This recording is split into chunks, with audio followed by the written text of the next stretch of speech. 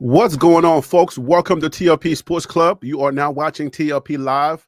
I am your host. I go by the name of Harry B, and the B means billion. Thank you so much for joining me on today's show. Well, we are trying to now, or we have to now, either draw a line in the sand, or we have to define Deion Sanders / Shador fans versus the Cleveland Browns fans. This entire show is going to talk about that. I did a similar show like this one when we got to Colorado. Okay? So we're going to do this show. This show is important that we do this because there's a lot of chatter. There's a lot of things going on in the fandom, online, everywhere else. And it's time for us to identify or do another show just like this one so that we can put things into perspective when it comes to Coach Prime, Deion Sanders fans, and Shedeur Sanders fans versus or separating whatever conclusions we come to in this here show versus the Cleveland Browns fans. Okay? It's going to be interesting. We're going to get right into it. Before I do that, BWB Bandwagon Buffs. That's right. It's your man's Harry Billion. Please do me a favor and smash that subscribe button. Make sure to give me the thumbs up. And don't forget to hit that bell notification so that you can get the videos as soon as I upload it to YouTube. All right, family, I got to go ahead and get into this video real quick. So that's all the business I got. You know what time it is. Let's work. We got a lot of work to do on this here show. It's going to be quite interesting. Yes, it is. So we're going to jump right into it. This show, I want to let you guys know that this episode, this very show is sponsored by Authentic Profitable Practice. Give me a second. I am going to this right here show at the top of the show. I want to let you know this one is sponsored by Authentic Profitable Practice. If you are somebody who's out there, you're watching me live, you are watching me after I'm live, and you've been thinking about starting a practice, a counseling practice, a practice that helps other people. You've been thinking about starting your practice, your therapy practice, and you don't know what to do, who to lean on, what type of information to start with, how do you get registered, how do I even budget, where do I get my first client, what type of resources do I need? If you need somebody to hold your hand or help you out, you need to contact Authentic Profitable Practice, and you can go to their website and get more information. It is authenticprofitablepractice.com. Again, the website is authenticprofitablepractice.com. It is right there on your screen. If you are watching or if you're just listening in audio, I'm going to do my best to give you how it's spelled. Authentic is exactly how it sounds, authentic, all right? And then profitable, like you're profiting from something, like your business is for profit. Profitable practice, like you have a therapy practice, okay? So it's authentic therapy, authenticprofitablepractice.com. And you can also email them at info@authenticprofitablepractice.com, okay? So check that out, but we got to get into the show. I salute my sponsor for today. Okay, so let's go. Let's get into it because this show is going to be quite interesting. And guys, you know you can always call into this show. It's a call-in show. It's a show that you can voice your opinion. I'm going to put the information right there on your screen. It is jointlplive@gmail.com. Okay, the email again, it is jointlplive@gmail.com. You do not have to get stuck in the comment section. You can actually come on here and voice your opinion because that's what we do. All right, come on here. Let's talk about this scenario. Whether you are a Browns fan or you are a Machete Bible toting Shador Prom fan, come on here. Let's talk about this very important topic that is happening on the interwebs. I will give you some type of introduction. We'll lay it out, and then we will go into the nitty-gritty of the show. Again, you can call into the show.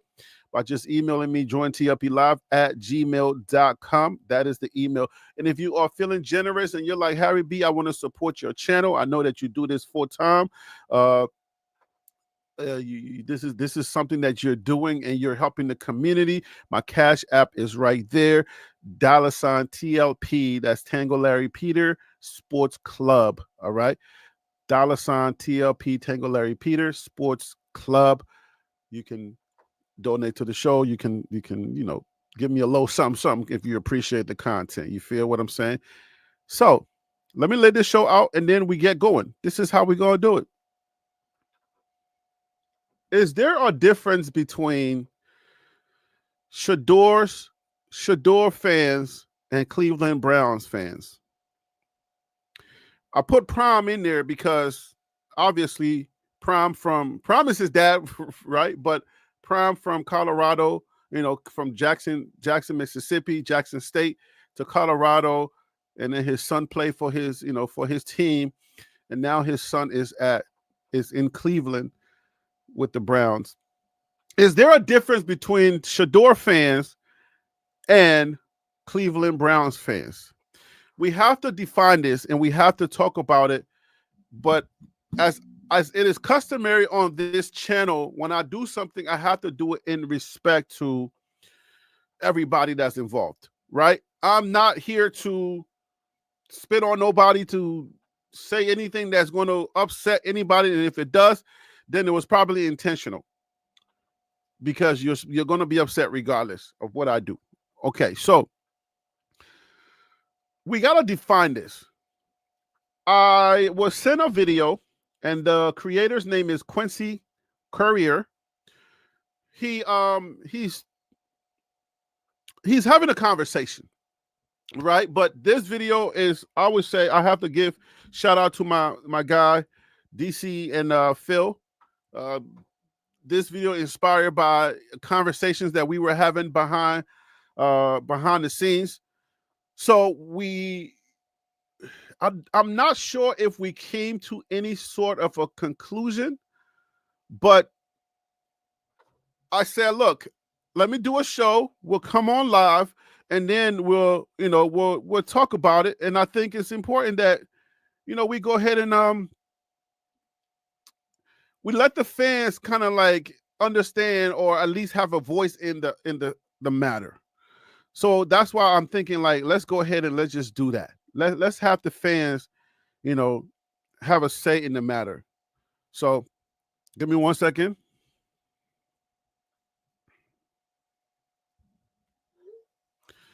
So if you are going to call into the show, please go ahead and call in. I got the email pulled up.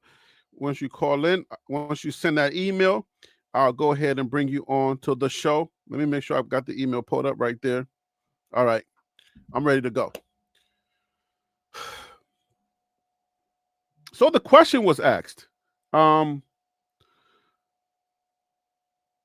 Cleveland Browns fans, are Shador / Prime fans, or Prime / Shador fans, are they football first, or are they about the team?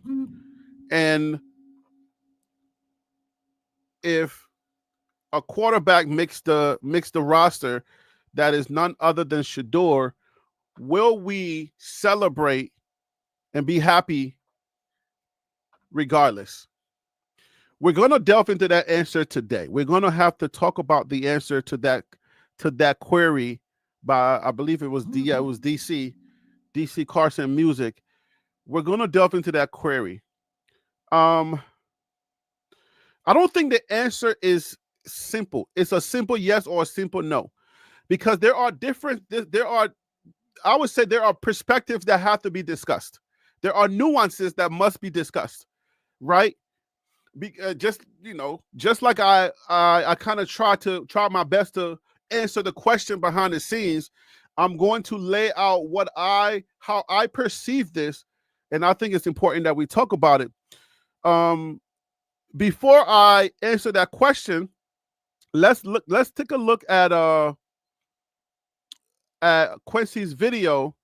I'm gonna play a little segment of it, and when you get an opportunity, you can go to Quincy Courier's website. I mean, his YouTube channel, and subscribe. And while I'm talking, let me go ahead and subscribe since I'm using this video. Might as well help the brother out. And so let's go. All right. So this is my first time seeing Quincy. This video was sent to me. So this is my very first time being introduced to this guy, this gentleman. Quincy is a Cleveland Browns fan. And that's why I want to play this video, because it's going to actually help us to put in perspective us versus them. Because there isn't us versus them. So it is very important that I get an authentic Cleveland Browns fan to lay out his argument, and then, or just tell us what he's talking about, and then I'll come back and we'll talk more about this. But let's let Quincy, talk his talk a little bit. That I expect people to agree with it broadly, but then once you really get into the details of it, people are going to have like all kind of disagreements, right? It's going to make certain people mad. I'm going to be called a hater of one player, be accused of being a stan of another player, and then somebody's going to accuse me of being a hater of that same player I just got accused of being a stan of, right? Like, I understand. We ain't going to win this battle, bro. Don't worry about it. How people are. Hi, Mark Barden at Sandy Hook Promise here. Sandy Hook advertisement. When the gunman reacting right now to the Browns quarterback room, and I'm not really a big fan of it.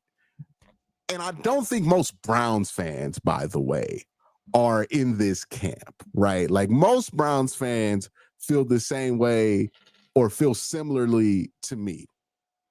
I just want the Browns to be better at quarterback. I think that's like the basis of where everybody's at. I just want the Browns to be better at quarterback. I want them to actually have one by the start of the 2027 season. I think the thing that makes me a little bit different than some Browns fans, especially some online Browns fans, is I don't care truly who gets the job done. I just want the job to get done. So that is the Browns fan position. And I got to commend the guy. I have to commend him, because if you are a Browns fan, that is your team. This is the team that you were rooting for before we got here. The same thing we did with Colorado. You were rooting for Colorado long before we got here. If you look at this shirt, it says Bandwagon Buff. Okay? I didn't get to it fast enough, and somebody already got the Bandwagon Browns. Even though I said it, I didn't really get to make no merch yet, but, I'll let them know that we are going to share that. So if I make merch, we're Bandwagon Browns fans. So here is what we need to clarify so people can know. We, myself included, and a whole lot of people who are consumers of this here channel's content, are Deion Sanders, a.k.a. Coach Prom's fan, and Shador or the Louis Boys fans before we are any other fan. So we come here in peace. We want to commingle, assimilate with the Browns fans. However, please understand that we do not hold the same sentiment that Mr. Quincy, who I just played his video, holds. It is normal for you as a Cleveland Browns fan to have a neutral stance on this here situation. 5 quarterbacks in a room, and one has to be your starter, or one has to be your quarterback who leads this team into battle. Our position, okay? Our position as a Shador fans coming in is that we are rooting for our guy to win that job. It is not incumbent upon us to be happy for any quarterback that wins the job. That is not what's happening here. I got to really make sure that I'm phrasing this out of respect for the Cleveland Browns fans, because this could possibly be our new home for a couple of years, right? I also have to let y'all know that I personally, and I speak for a lot of people, we don't like Cleveland, the Cleveland Browns organization. We don't like this team. I've been clear about this. We do not care about the Cleveland Browns at all. Okay? And I'm just saying this out of strict respect for, I don't know how you can be respectful when you say you hate somebody. You can't. So we don't like y'all. It's not the fans we don't like. It's the team we don't like. The organization is dysfunctional. They don't know what they're doing. Should I say allegedly? No, I don't care. I'm a fan. We don't like Cleveland. So it's an unfortunate marriage that we have to do. Like one of those Asian people who have to marry their cousin or something. They got to marry somebody that they were forced to marry. It's a marriage that is unfortunate. We ain't got to love it. We ain't got to like it. We're here now. So how do we coexist? We respect you, Cleveland fans. We respect the hustle. You got to it's your team. Whether you're in Cleveland, you used to live around the area, maybe you're kind of like on the outskirts of New Jersey and you're right there you ain't got a team, so there's no team where you're at, and you just happen to have to like the Cleveland Browns because that's the only football you got. That's on you. That's not us. I'm in New York. I root for every New York team. And then I'm also from the DMV. So I got the Washington Redskins, who are now called the Commanders. I have the New York Giants, the New York Jets. We got the Buffalo Bills. So I'm occupied. I ain't got time for a new team like that. But I'm here as a Shedeur fan, though. So you have to like your team. You have to be satisfied with the outcome of the quarterback situation. We don't have to. We don't have to be. I want to make this very clear. We're not here for your team. So in the scenario that DC laid out, if Dylan Gabriel was to make the team or not make the team, but Dylan Gabriel was to be given the job to start over Shador, just out of sheer, let's say draft order and how the order of the rankings go, or how how it all falls into place, and he does well and he's playing well, then are we supposed to be happy with that? I think that's where it gets a little murky, because that's not our guy. Dylan Gabriel is not our guy. You know what? Let me not be rude. Let me say hello to my folks that are in the chat. Wild Dog, what up with you? Hope all is well. Ty Smith, Dallas is in the building. What up, Ty Smith? Hope all is well. Selmo was the first person in the building. Sylvia Ray Pickens, what up with you? Hope all is well. That's a CU auntie right there. Machete in the Bible on deck. You feel me?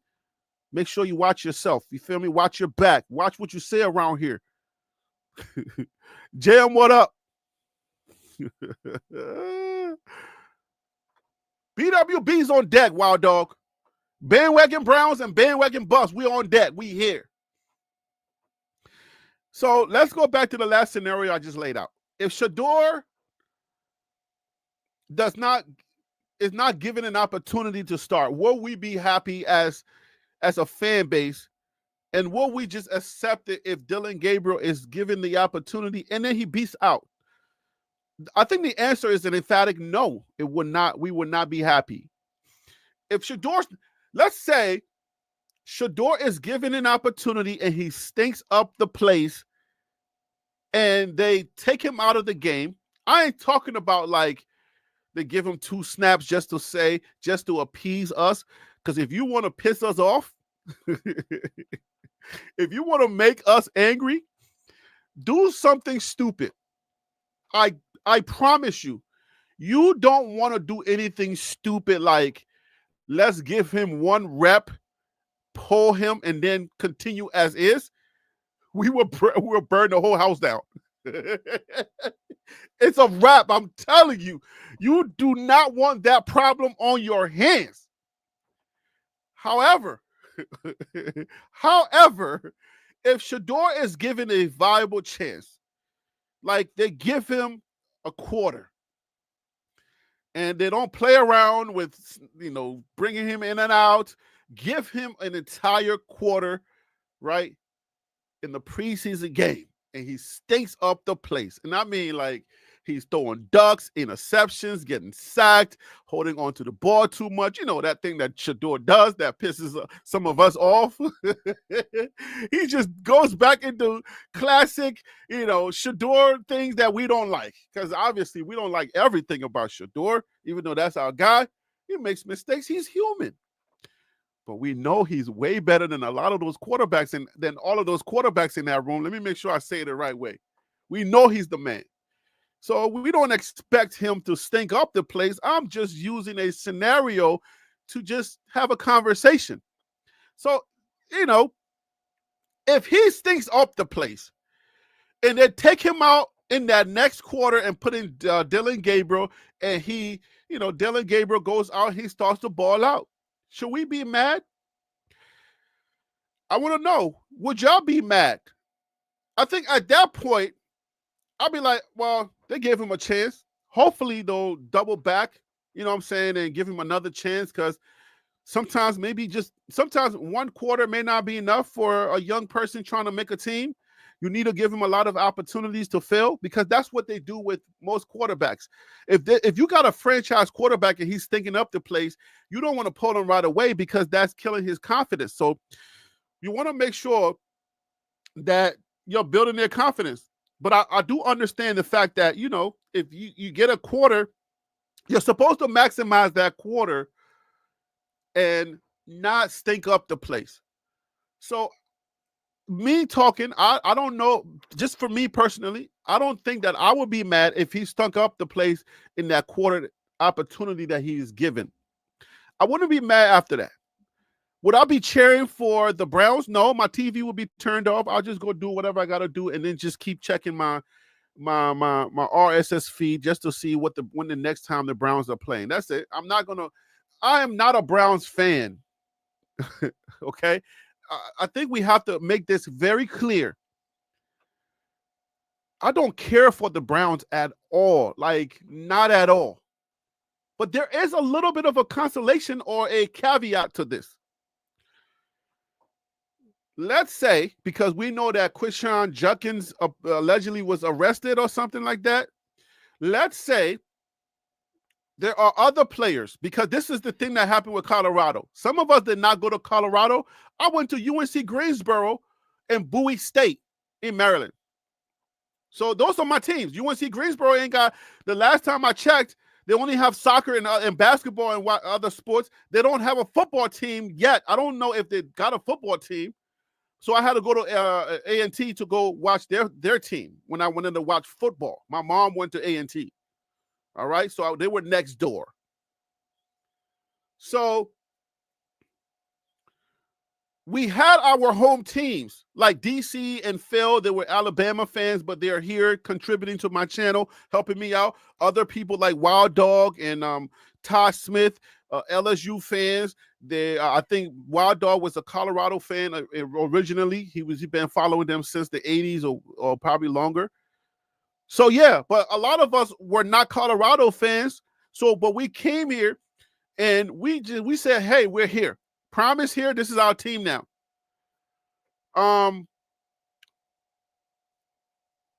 We were here for Prime though. But something is going to happen. This is what I said when we first got to Colorado. I said, the way that this stuff works is that we are here for Prime and for this team. However, we do have our hearts kind of cracked open a little bit for any chance that something else helps us to fall in love with either the place, the people, the food, the stadium, the camaraderie. Something could happen that could help us to fall in love with this team, that where we start developing outside feelings for Shador that will help us to integrate with this team, fall in love and say, well, I like the Cleveland Browns, or I now like Colorado.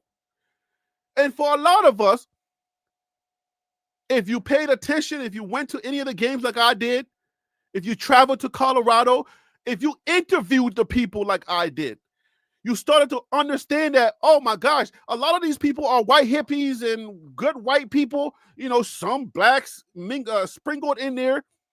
Did I see anything other than black and white? Maybe, did I see any Asians? I'm not sure. But I said mostly black and white. Mostly white, but, few blacks in there. And I said, oh, these are good people. And Colorado is a beautiful place. We went to Colorado and we saw that Colorado was a good place. And that's when the outside other thing starts to fall into place. So if you understand that, can you please go? So when you understand that there are other outside forces that can help you to fall in love with this team. Is that going to happen with Cleveland? It is possible.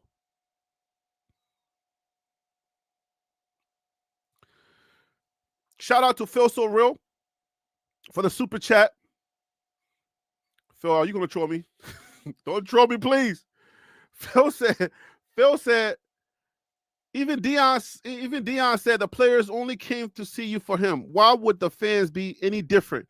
You're there to support Dion. Full stop. He said, take my money before I got to bed. Yo, shout out Phil. I know it's your bedtime. You got it right in there right before 7. Hey, man, have sweet dreams, okay? Do not dream of any female with yoga pants on. Okay? It's an epidemic. It's spreading all over the world. Stay prayed up, my brother. Stay prayed up. Those yoga pants are taking over the world. Do not dream about no yoga pants. I guarantee you're going to dream about yoga pants because I just said it. The first thing, as soon as you close your eyes, you're going to see one of those cheap ones, those dollar store ones. And Big Bertha is going to have it on.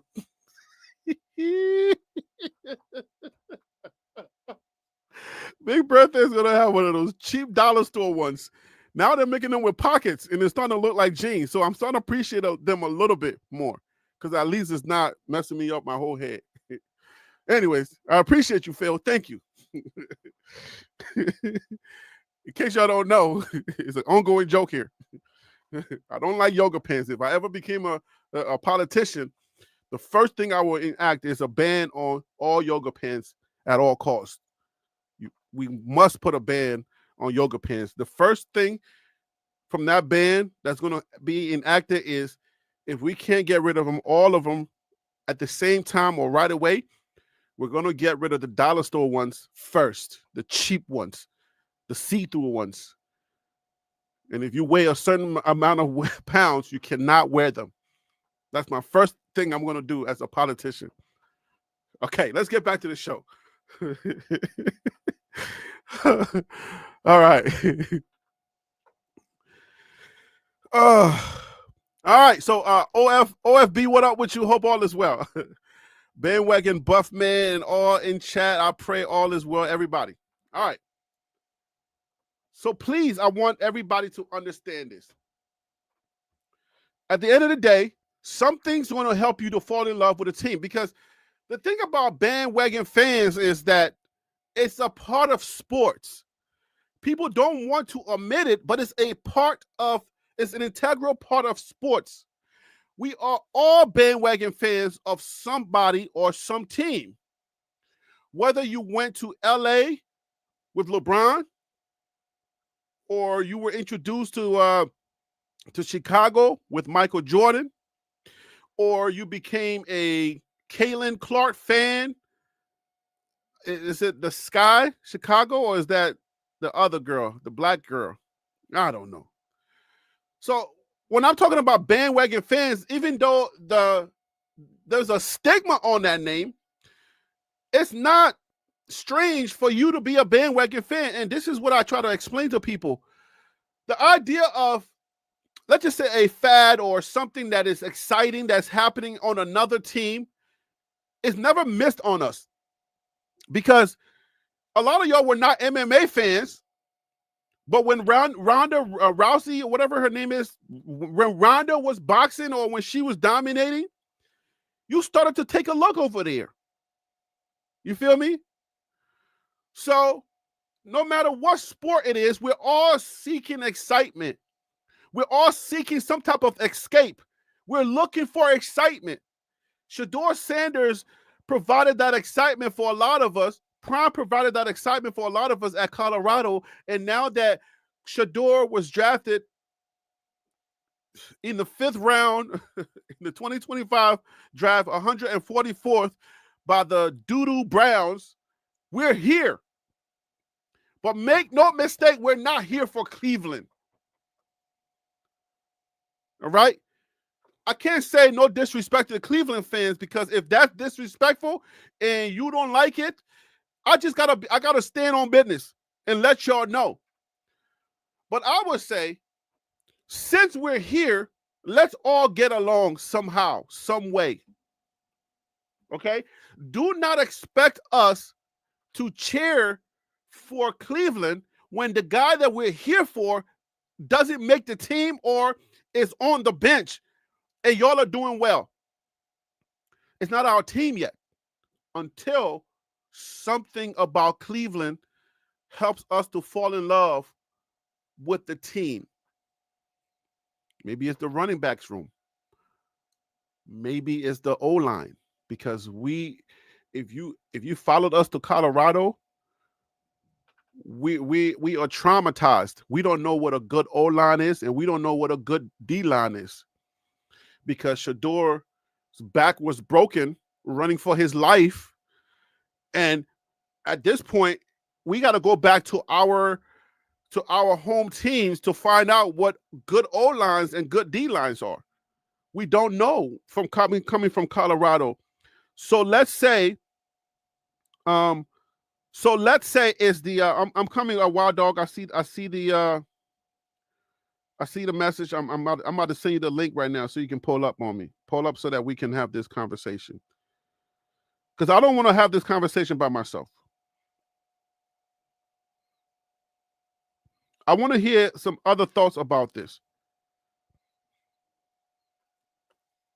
I'm going to let you know. I don't think I'm wrong to say what I'm saying, but if I am wrong, I would like to be corrected, or for somebody to provide a perspective that helps me to understand why I should not be thinking this way. Okay? That's fair. But you have to understand the way that Fairwater fans, bandwagon fans work is that we are chasing excitement. We are chasing excitement. Don't look at us Shador fans and say, oh, you're just chasing that excitement. No, because you are too.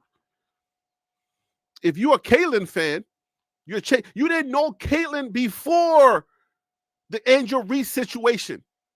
Now, all of a sudden, you're watching WNBA. You're not like Wild Dog, who supports, and with his money, he's buying season tickets. So we know Wild Dog has receipts. He's legit. But a lot of y'all, you would not even read an article that has anything about the WNBA, let alone go take your hard-earned money and go pay for a ticket, one ticket to go watch a game. But now you probably will do it because of what? Excitement. You understand what I'm saying? Y'all hear me out there? Excitement. So when I say, oh, we're bandwagon fans, you may look at us and you're like, oh, he's like, blah, blah, blah, clown emojis, laughter emojis. But I'm just explaining something that I know you do just as well. It may not be Shador. It could be anything else. Ronda Rousey, the Irishman. It could be LeBron, Michael Jordan, moving from team to team. Michael Jordan played for the Wizards, my Washington Wizards. They used to be the Bullets. You feel me? So, yeah, when you chase the excitement in sports, it's called you being a fair weather fan. You're not a fan of that team. You are chasing the person that is on that team and the excitement that they're bringing. But the little caveat is something may keep you in Chicago.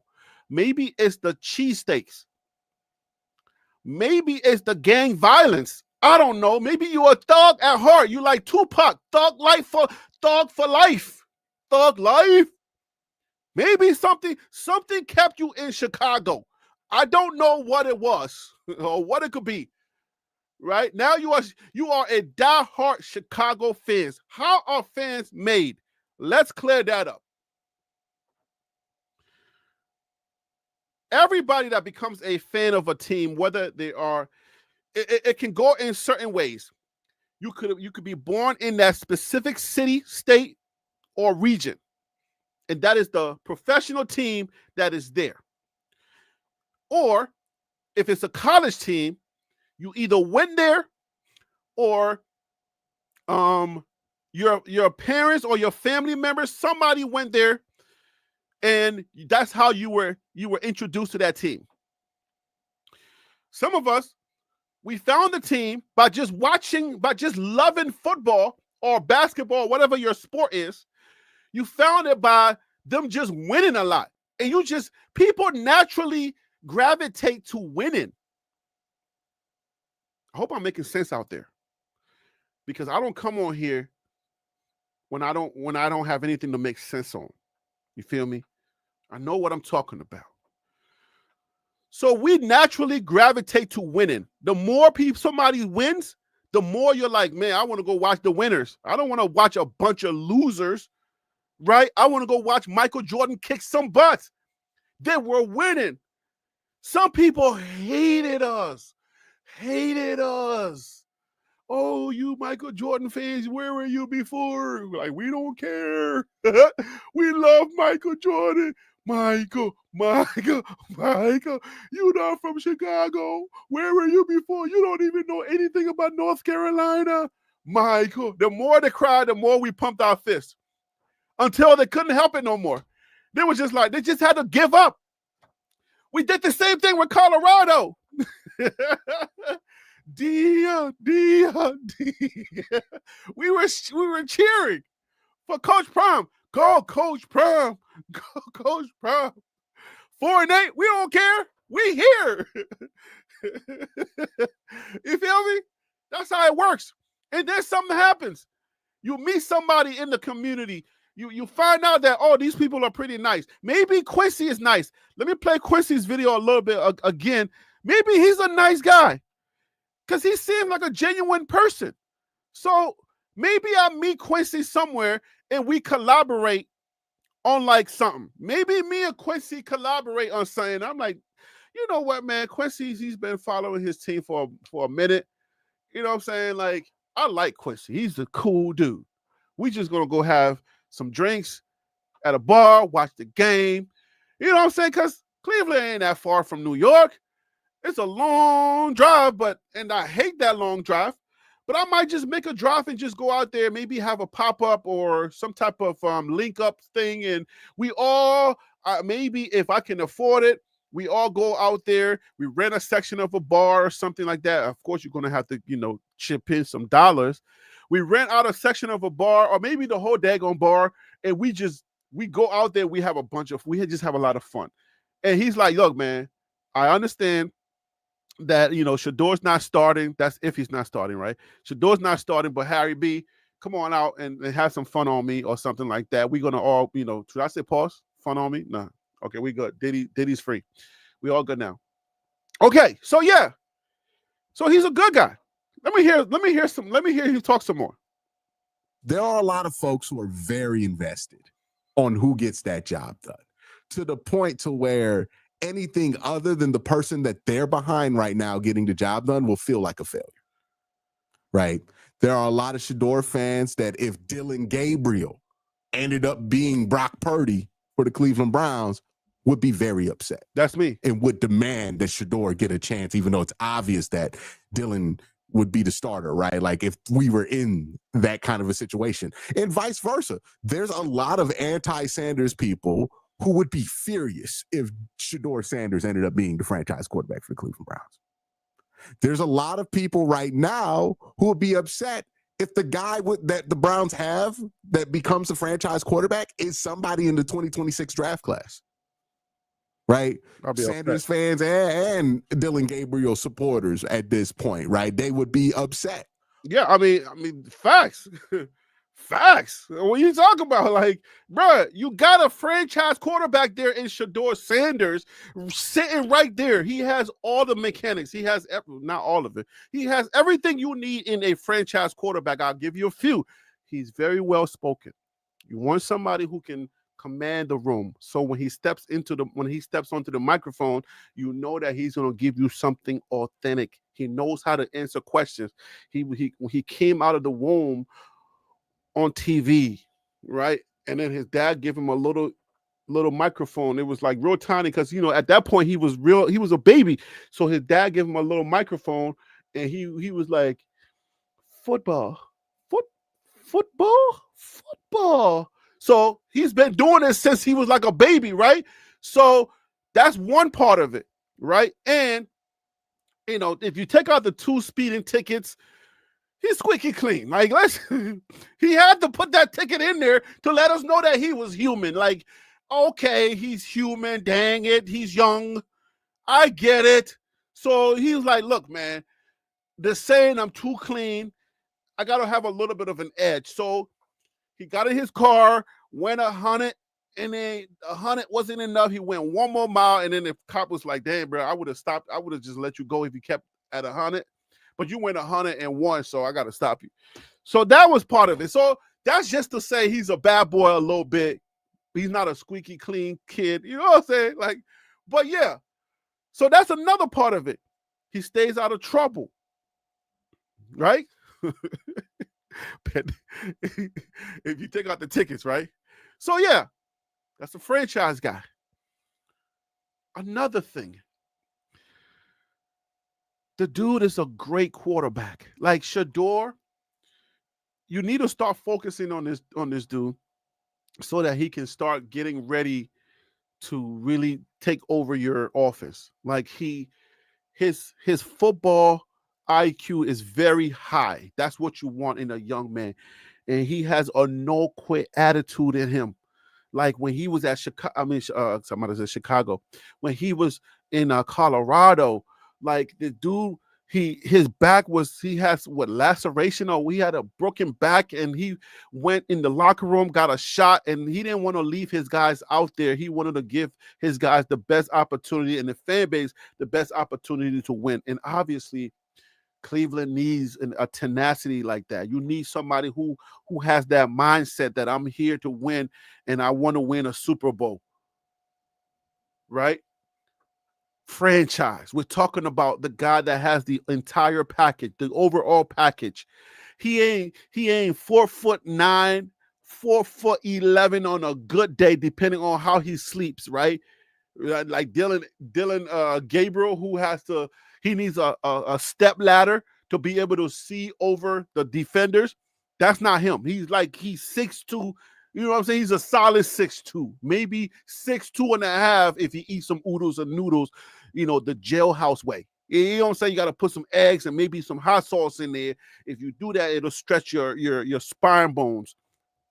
You feel what I'm saying, though? Like, he's a franchise quarterback. That's Shedeur.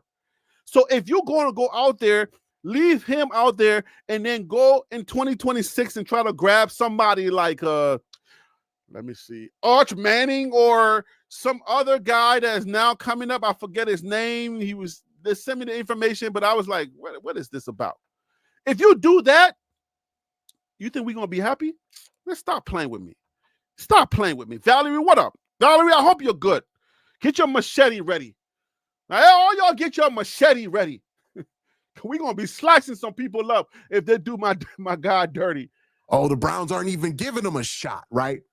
Where I don't want to be at right now with the Cleveland Browns is in a position where I'm going to be upset if they find a quarterback.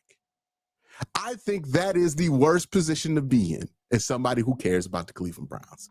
Right there. That is the key. As somebody who cares about the Cleveland Browns. And the difference between him, my guy Quincy, and me, Harry Billion, is that I don't give a iota about the Cleveland Browns. I don't care an ounce about the Cleveland Browns. Like, I don't care about them at all. And I don't know how else to express that. You see what I'm saying? But my guy, Quincy, cares about them. He's been in the trenches. He's been there when they were down. Were they ever up? He's been there all the time they were down. They didn't want nothing. They've literally had top-tier quarterbacks and fumbled the bag. Okay? They don't know how to handle anything. They now have a good coach. He was coach of the year twice. So they have the pieces. They're trying to put it together. But now they need to just solidify Shedeur. But again, they're trying to fumble that bag also. But my guy cares. He cares. I just met him. I didn't meet him, but I just saw his video for the very first time. He's a Cleveland fan. He does Cleveland Brown content. He even got more subscribers than me. And you can hit that subscribe button so I can catch up with him. You don't have to, but I would like to. Me personally, I would hate to be in that position. I've waited for this team to get a quarterback my entire life. And if the team finally gets a quarterback, I'm sitting here salty about it because it's not the guy I originally envisioned. You see what I'm saying? You see the dynamics, the difference? Hey, Wild Dog, I sent you that link. Hopefully you found the link. But you see the difference.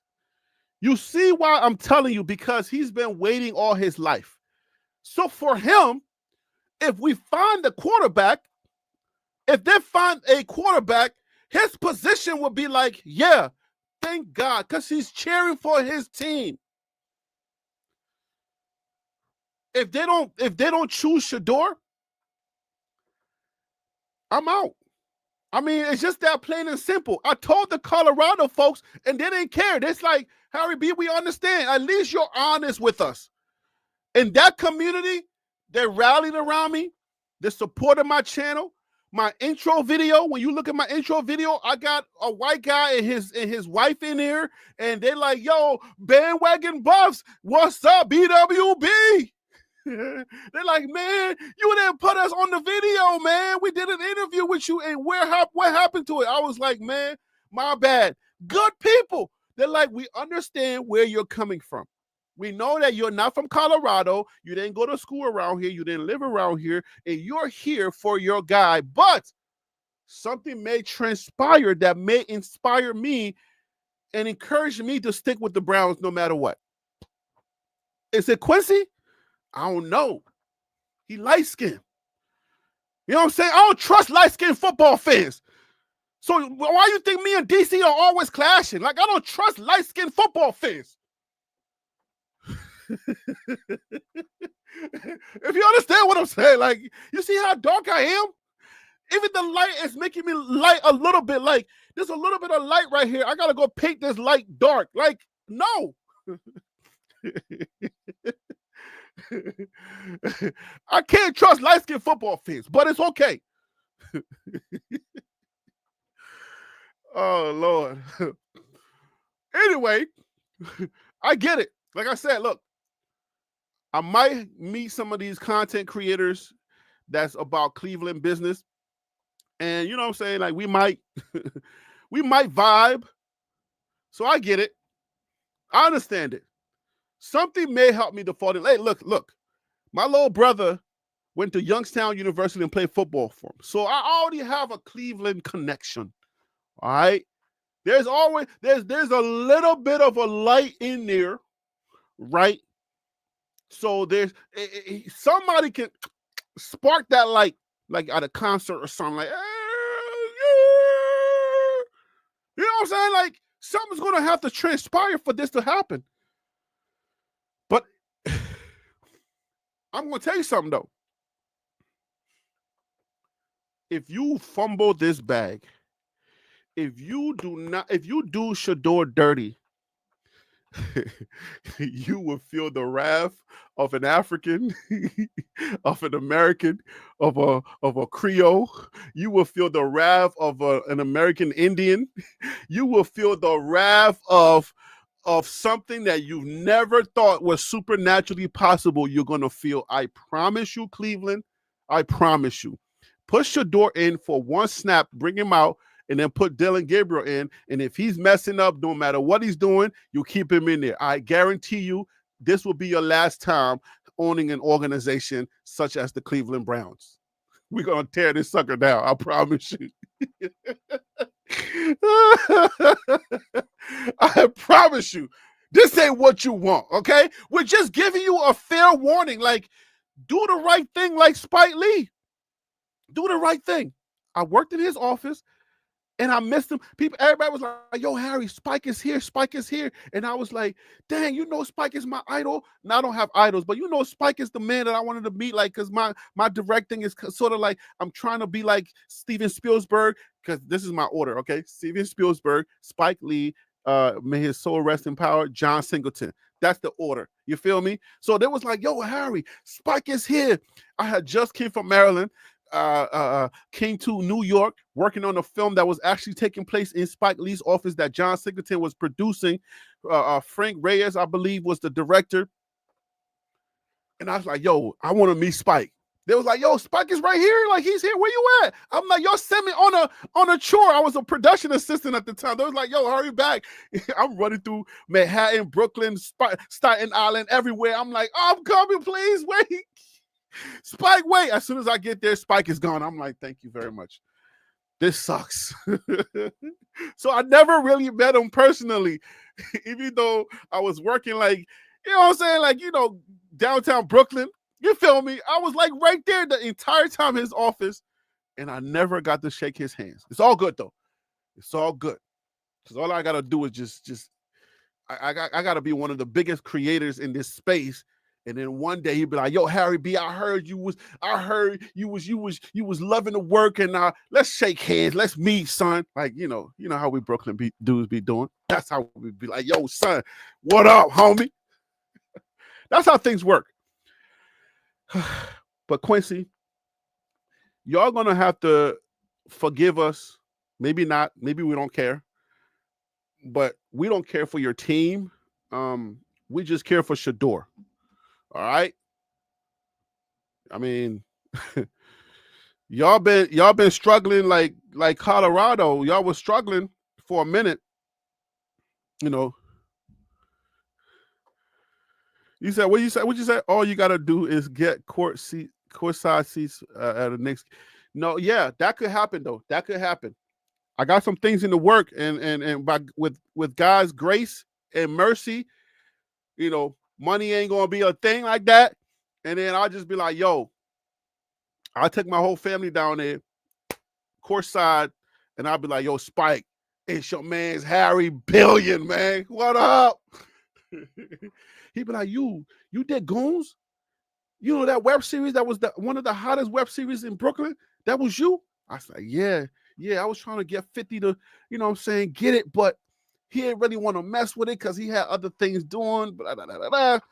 Anyways, I'm having my little fantasy in front of y'all. I'm sorry, okay? Let's get back to Quincy and these Browns.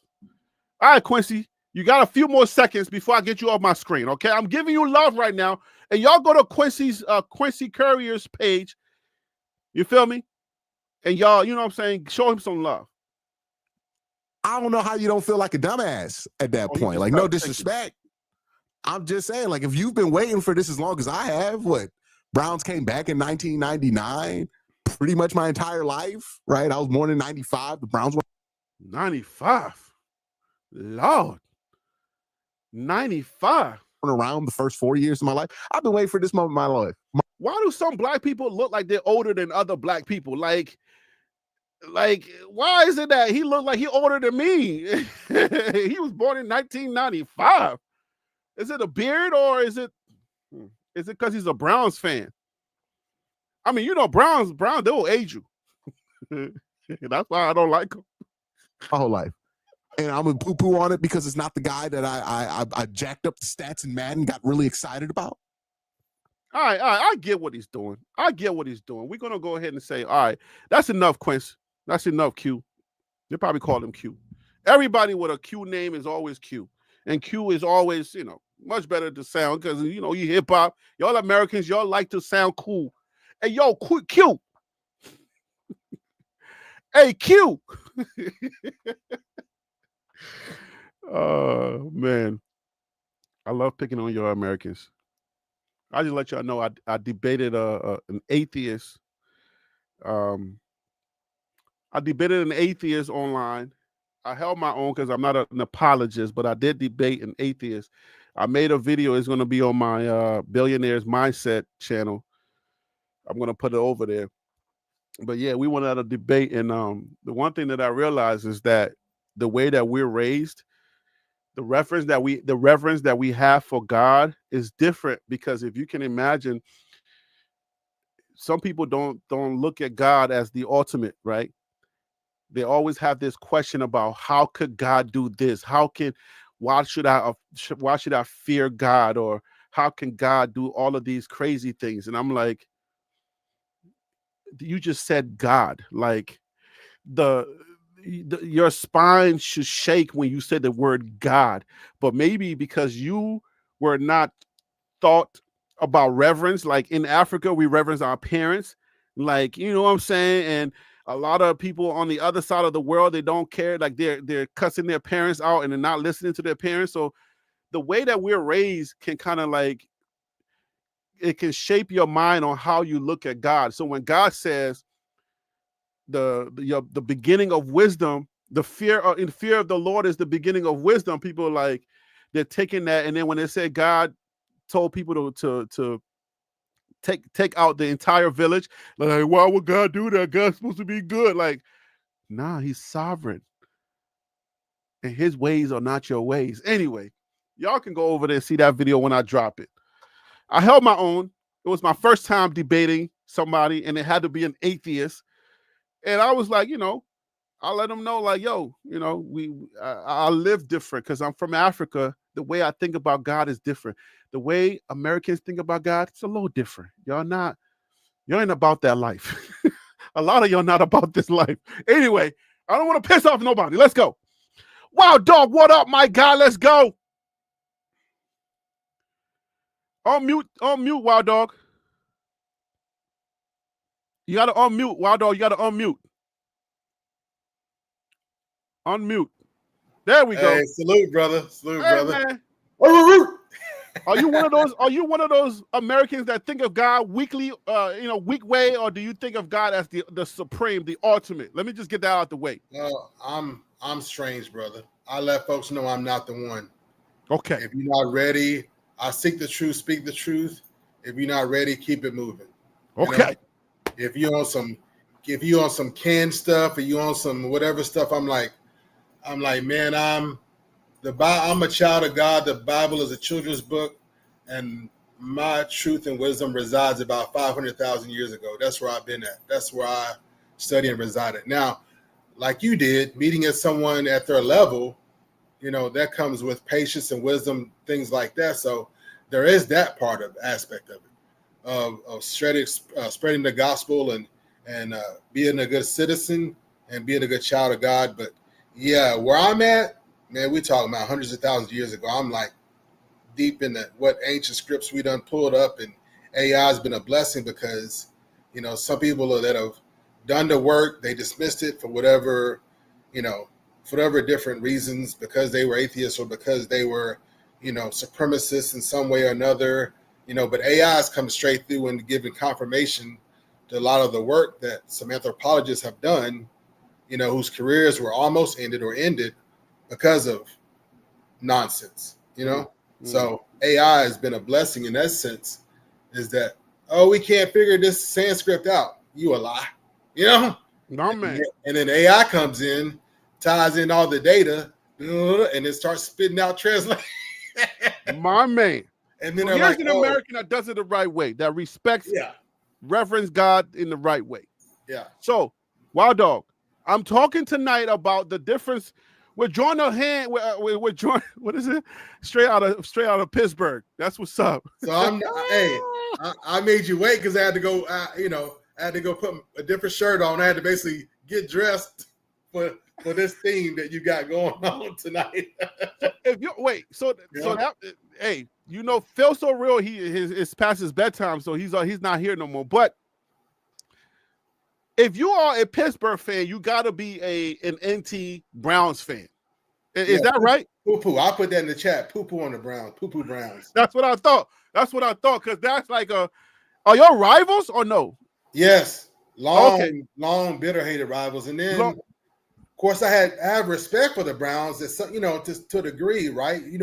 You're rivals with a team or with an organization. Then hopefully at some point agree you have some level of respect for them. So like when people say who's the greatest running back, my first go-to is Jim Brown. They're like, okay, I get pushback. I'm not worried about it. Because then at some point you say, well, who's the greatest football player ever? And I come out with Jim Brown, and it's usually not an argument. You can't deny that. At that point. So I don't fake the funk. You know what I'm saying? So, one or the other in the top of my list, Jim Brown is one of the most legendary Cleveland Browns, players ever. So I don't fake the funk because I'm football first. So okay. So like I said, DC Carson Music inspired this episode, and this episode is actually sponsored by. Let me remind people that this we have a sponsor for this episode. It is being sponsored by Authentic Profitable Practice, and you can check them out at authenticprofitablepractice.com. The email is info@authenticprofitablepractice.com. Yes. So if you are trying to start a therapy practice or therapy business, you either are in the conceptual stages, or you started and you had to stop because you didn't understand what to do. You didn't know how to get your first client, how to budget, where to even go get registered or anything like that. If you need somebody to hold your hand and walk you through the process, that's what this company is for.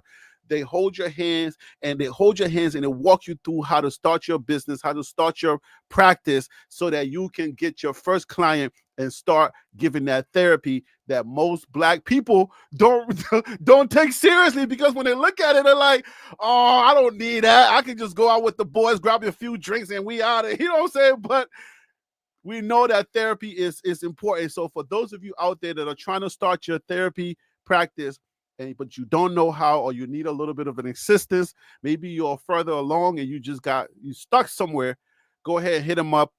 The information is right there on the screen. I'm going to play on a full screen so you can do a screen capture. Just go ahead right there. It's fully screened, so you can do a screen capture. That's authenticprofitablepractice.com. info@authenticprofitablepractice.com. Reach out to them. Thank you, Authentic Profitable Practice, for sponsoring this segment and episode. All right, Wild Dog. So now I got to ask you. Here we go. Should Cleveland Browns fans hold us accountable if Shedeur Sanders is not given a valuable opportunity to play and another quarterback starts? Should they hold us accountable for not rooting for their team? Absolutely not. They've been here before, which is why they got their panties in a bunch now as it is, because they're afraid the same thing's going to happen. Where are all the Johnny Manziel fans? Where are all the Baker Mayfield fans? They left with that guy. It is what it is. We come with a guy, we leave with a guy. We're following that guy. They've been here before. You know what I'm saying? Wait a minute. See, that's why I like Wild Dog. Wild Dog is he brings the receipts with him. He's a walking receipt. So it's been a while since Wild Dog been on the show, but man, this guy's a walking receipt. So it's not strange what we're saying because this has happened, right? This is something that they've dealt with this.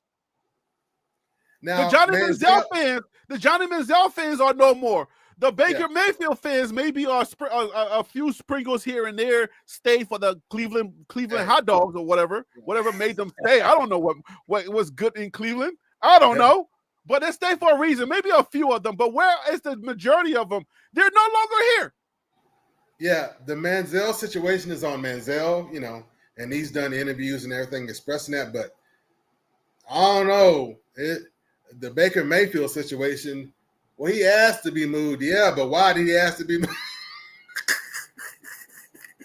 they not messing with you, dog. Baker Mayfield asked for a transfer? Yeah. So or a trade, I mean. So Baker Mayfield fans, man, they not messing with Cleveland Browns either. You know what I'm saying? So, and like I said, I had respect, for your rivals to a certain degree, especially they give you problems here and there. Or, man, the Browns out of nowhere sometimes would get a win. They're like, what are you even playing for? Just get over there and be quiet. You out of this. But they like to play spoiler, even though they got nothing to play for. So you're like, oh, man, you got to have a degree of respect for that.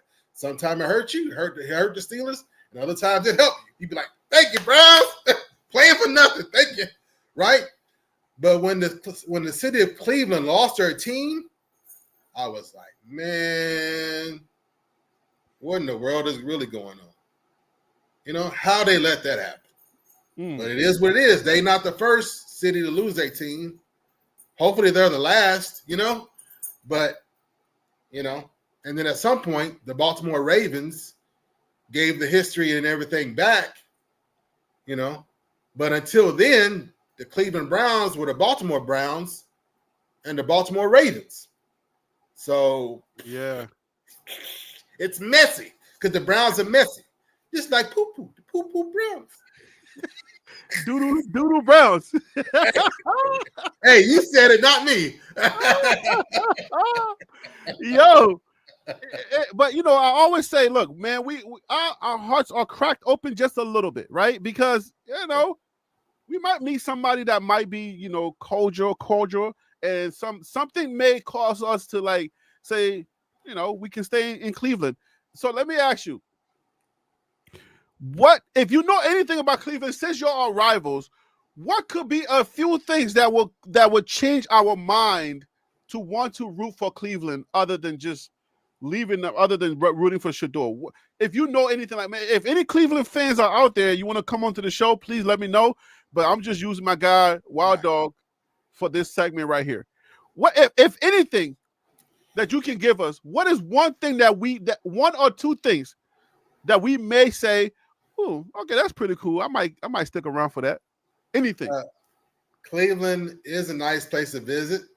Of course, like any urban area, there's certain areas you want to stay clear of, stay close to the tourist areas.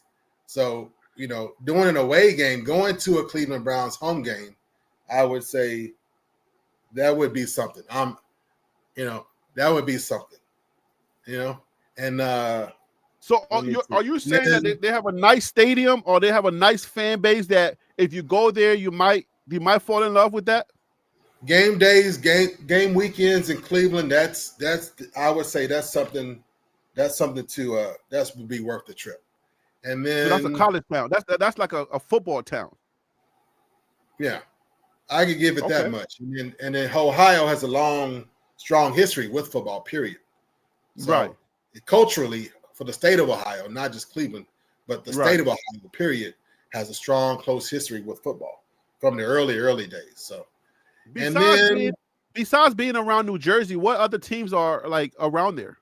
Like what other major sport is around there? It's Ohio State Buckeyes, man.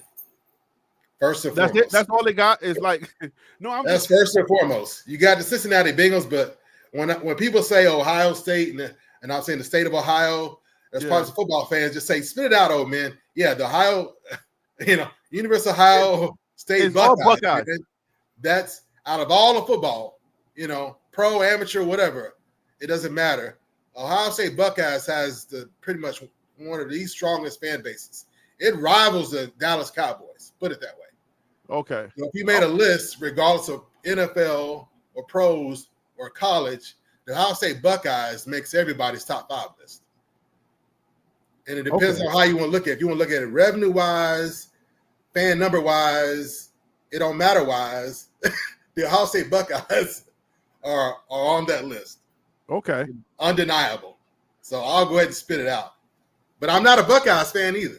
They ain't going somewhere. Right. That's what I'm saying. So I don't know how to make that correlation from an Ohio to say, okay, I like the Buckeyes and that made me a Cleveland Browns lover or cheering. I just don't see it. I don't see it at all. It makes you a football fan. So, Yeah. I can appreciate the only other thing I have to say, man, is then too, even with the dysfunctional organization, they are known that once you're a Brown, always a Brown. Not all organizations. So they have loyalty. And one thing that I heard about them is that their home games are always sold out. Yeah. How you sell out home games and you stink? You in a football state. You in a football state. That's what it is. Yes. It's like Nebraska. It's like Nebraska. Fans are gonna come, period. So they're gonna sell out. They're gonna have some movement. They should be in the black, which is why a lot of NFL teams are in the black and they can get away with stuff, right, even with the collusion stuff, because it's the number 1 sport in America, for that matter. So it's the number one sport in America. So a lot of teams can get away with some dysfunction or a lot of dysfunction. And then they don't get away with collusion because, we're the number 1 sport. Even if we piss off fans, we're not going to piss them off for nothing. They're not going to still come spend their money. and Shantae shared with us on one of these episodes that she said no matter what happens, they share the pot equally. So you can be a losing organization and you still going to get your cut at the end of the year. So yeah, it doesn't really matter to them. And if you're a winning, strong organization, you're not worried about it because there's so much money. You're selling so much merch. It's so much money, dog. It's so much money. It's like you're printing money. Only they say greed is good, but you doing fist over fist, then beyond that, then it's greed. We don't say all greed is bad because you got to have some ambition and motivation. But if you're making fist over fist money, but then beyond that, we classify as greed. So you sitting there in a room full of billionaires, So they all got their, different paths, but fundamentally similar ways. So let's not be shy about that. So as long as you're getting your fist over fist, anything beyond that, you're gonna get called out. Hey, why are you being excessive? Why are you, being unreasonable? So here's a question for you in the spirit of the show. Should we cheer for if Shador does not get a viable chance and somebody else starts and they're doing well? Should we cheer for the Browns anyway? I'm willing to say, okay, fine. If I'm wrong for saying no, I don't care. I'm willing for you to convince me if you can. Should I cheer if Dylan Gabriel or Pickett gets the job and they're doing well? Should I cheer because Shador's there and he might get a chance sometime down the road to be their quarterback? Okay, based on your question, we are completely 1,000% indifferent. Now, if I may tweak your question, if you say no matter what happens with QB1, if Shedeur is happy in where he's at, will we still be happy about it? I believe that's the real question, right? Because you have people out there saying QB1 or bust for Shedeur, or that's what he's working towards. But if Shedeur is happy being a Brown and in whatever situation he's in, will the Shedeur fans, are they capable of being happy for him or with him? That's what the chat needs. The chat needs to respond to that one. Yeah, chat. Let's put this to the chat. Come on, chat. Help me out here. Wild Dog, you did a better job of phrasing that question. So go ahead and phrase that again so that I can. Because I understand, Harry B. You don't mind losing subscribers, but you don't want to call anybody out directly. You don't directly want to attack or rub anybody the wrong way, but I didn't get my name Wild Dog for nothing. If nothing else, this is what I do, right? Shedeur fans, as long as Shedeur is happy in his mode and his role, are we going to be happy for him? Good. And what that means is happy with him. Happy yeah. And what does that mean? If we're happy with him, does that mean that we're cheering for the Browns regardless? That's the question. Are we cheering for the Browns regardless? If Shedor's happy, does that happiness translate into we should just cheer for his team? And I'll go first with this one. Okay. If Shedeur is happy, I'll be happy. Right? And I could even go so far now that I follow Shedeur, Shallow, even Shalomai played Pee-wee football with her brothers. Mm-hmm. That's how long I've been watching them. Wow. I didn't even know that. I watched Bucky come up. I went to so SMU. Their sister played Pee-wee football with them? Yes. I watched Bucky. I went to see Bucky and Daryl at SMU. I'm being real with you now. I know. You be coming with the receipts. And people are like, where's Daryl? I'm like, Daryl is select QB. That's Shedeur's quarterback coach. I watched Daryl and Bucky at SMU. Okay? Let me even go one step further. Like, Shedeur and them, he won 3 state championships at a private school. Yeah, whatever. It's Texas's football, okay? And so when I got my chaplaincy training and endorsement, it was at Trinity Church in Cedar Hill.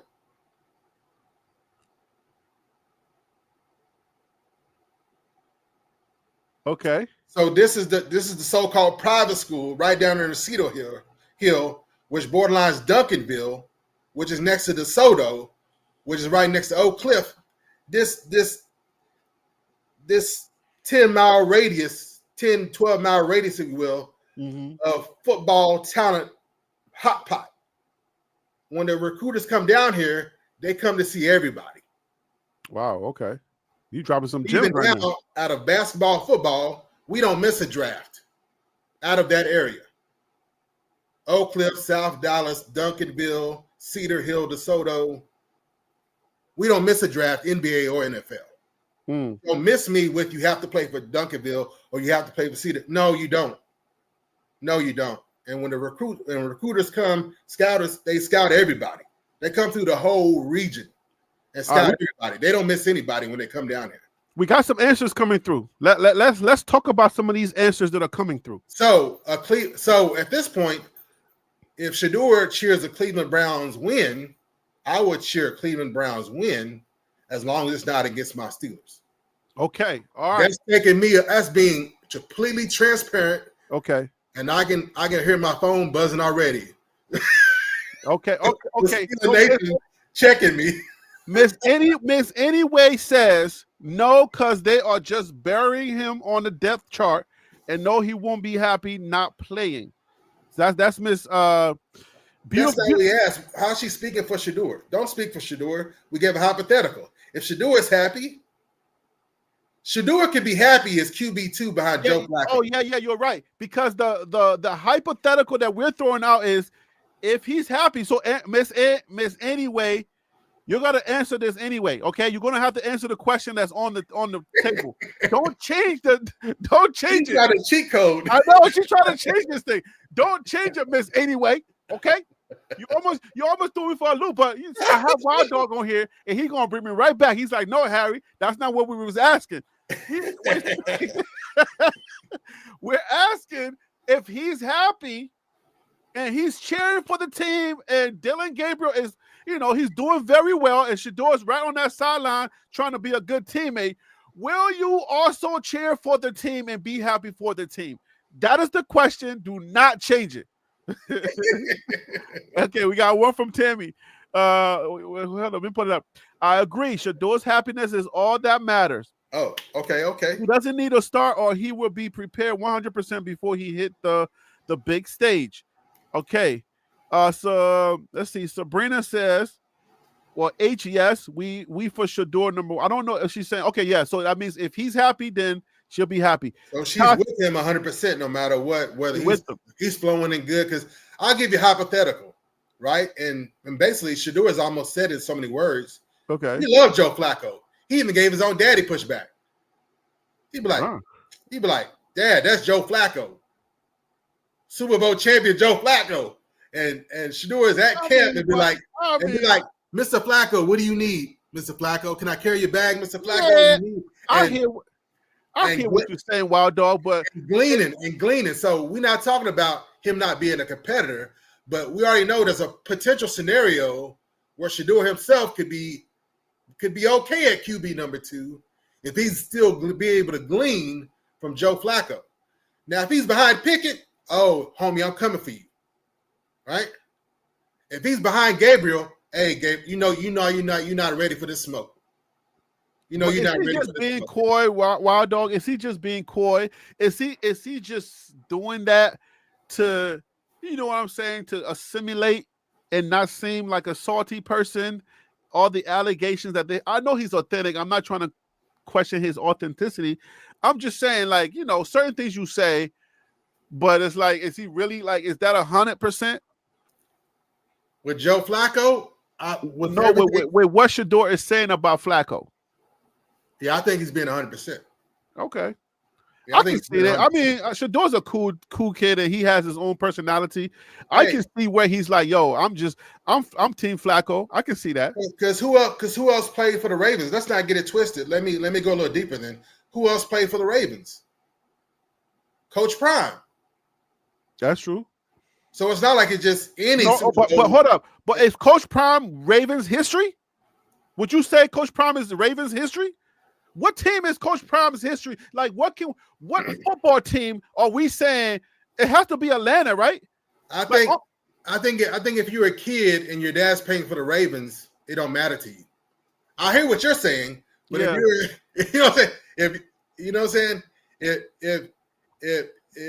Shedeur and your father played for the Ravens, Coach Prime played the Ravens, and you can go into a Ravens game and you being honored, your father's being honored, you're giving all this perks and privileges, and you can just walk straight up and talk to Joe Flacco. It's not their first time meeting. Joe Flacco may not remember, but Shedeur right. Shedeur's going to remember. Okay, we're talking about his perspective. You know what I'm saying? You know? All right, Wild Dog. Any old Super Bowl quarterback, because he's hung out with Tom Brady. He's hung out with Peyton Manning. You know, there's even a picture of him hanging out with Troy Aikman. What age was he? Was he old enough to remember? Because me and my family were just having a conversation on Saturday, and I was telling my family, I was like, "Yeah, Mike is born in Brooklyn, man." They was like, "Yeah, but he was literally from 1 to 3. He doesn't remember anything, so you can't say, he knows about the Brooklyn projects and all that stuff." So they kind of corrected me on that. So, but how old was Shedeur when he met those people? Was he old enough to remember them? Now with Young and the 49ers, I can't be sure, because I couldn't tell you when the last time, Shedeur might have rolled up and hung out with Steve Young. I couldn't tell you that.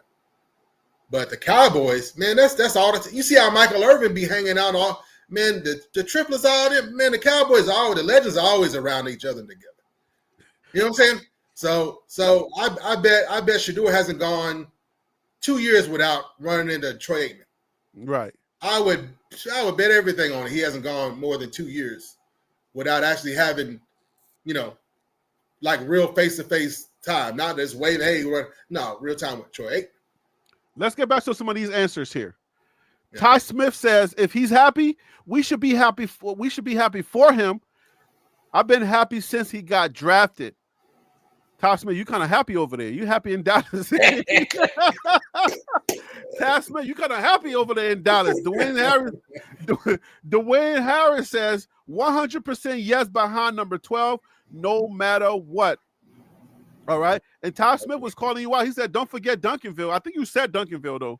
Yeah, I said Duncanville a couple of times. Yeah, I heard you said Duncanville. So, Ty Smith, he's trying to hold you accountable. We down here, man. It's a hotbed, dude. It's a hotbed of talent. So it's like to say to someone has to go sit behind somebody at Duncanville or at DeSoto or at Cedar Hill or at Oak Cliff. You don't. You can go to a charter school or a public school nearby and play. When the scouts come, they come and they check out everybody. Everybody. And the whole thing. Even out of Oak Cliff, it's Oak Cliff Preparatory, Oak Cliff Family Preparatory Academy that's coming up. Because you ain't got to go to public school. Mm. You can margin your better education and your athletics, and you still under the radar. So I believe in all schools, public and private, but I believe it's all on parents to do what's best for your child. So that's a good area for athletes who are. Period. They'll get if you're in that area. Yeah. Hey, somebody out there that's thinking about where's a good place to be at if your son plays football or basketball. If your child plays, it might be a good place. Gerald D. We got our first no. He said no. Shador support from me. No support from me. So that's our first no. Thank you for being honest. Shedeur hater. But can you be labeled a Shedeur hater if you're like no? Even if he's happy, I'm not rooting for the Cleveland Browns. So I don't know. But we got carnivore sisters. This said, as long as Shador is happy, excellent as the Browns play Shador, I'll watch. If they don't play Shador, I'll probably won't watch. I don't know if you're changing the question there, Wild Dog. This says, as long as Shador is happy, excellent. Okay. So she's going to follow Shedeur knowing well enough whether he's happy or not, but she's not going to contribute her TV ratings to Cleveland Browns. Oh, here goes Miss Anyway came back and says, okay, let me clear it up for you in case you didn't understand what I was trying to tell you. Hey, we appreciate it. No. No. Hey, we appreciate you. We do. We just need to clarify. That's all. We appreciate it. We appreciate it. All right, cool. She got her own pride and standards for Shedeur. So hey, that's what she's rolling with. That's right. Michael Lockhart says, if Shedeur is happy, I'm with Cleveland. I'm so torn. I don't think I've given my answer yet, but I don't know, man. Because I pay attention to the Browns because they, again, they're a rival, but never this much attention. I never, you know what I'm saying? I'm like, I got resources. I should be, contributing to the Ravens and other rivals. And man, it's because of Shedeur. I'm like, okay, We got a good point here by DC Carson Music. He says, how will you know if he plays if you don't watch? Because an injury could happen and he could get in the game. That's an interesting take. That is an interesting comment there. Because if you're like me, you turn your TV off, he's not playing, but then next thing you know, the week comes and you see all of these things starts popping up all over Twitter and the blogosphere, how Shedeur tore it up, and you're like, Shedeur tore it up. I turned the TV off when they didn't play him. Oh no, there was an injury. He got in the game late and he won the game and he tore it up. Hey, Harry B, from what I've seen and read and seen a lot, that's very true. But yeah. I can let you know that quite a few people aren't even going to care. They don't care about him coming off the bench. That's another violation. They might not even want to see that. You know what I'm saying? Now, if you say he come off the bench and he's going to be starting this upcoming week, I think then you have a whole other, few million people, you know what I'm saying, to chime in. But if you're talking about him QB2 coming off the bench, they still might not even like that, So we got OFB. OFB says no one wants to see any of those other QBs. Okay, see. And then Tammy Wright agrees. Tammy Wright agrees with. I think she was agreeing with Miss Anyway or somebody over here. So okay, I think it was. If he's good, then I'm good. But if he's not, then I'm not. Yeah, okay. Because you're gonna have a lot of pushback from people. I can almost feel the pushback from people saying, "Well, if he was good enough to come off the bench and finish the game or win the game for you off the bench, then y'all Cleveland Browns are stupid. He should have been QB1 from the get-go." I'm just being real with you, Harry. But I know Cleveland is going to fumble this bag. I'm just like, when I'm preparing my content, I'm just like, okay, I know Cleveland's going to fumble this bag. I don't have no faith, not an ounce of faith in Cleveland doing the right thing, because somebody in that organization is trying to save face, and at the end of the day, this is going to look ugly. And Wild Dog, they don't have no history of doing the right thing. That's exactly what I was about to back you up with that, because we discussed last time I was on. We discussed the fact that the last time they developed a quarterback was what, over 20 years ago. That's a long time. So Browns fans, don't just jump ship. Don't leave the conversation. I mean, but let's be real about it. The last time you developed a quarterback was over 20 years ago. Right. The last time you had a bona fide star quarterback, I mean, who delivered, let me put on that, was Bernie Sanders. That was 1989. Is that right? Did you say Bernie Sanders? Not Bernie Sanders. Help me. Bernie Kosar.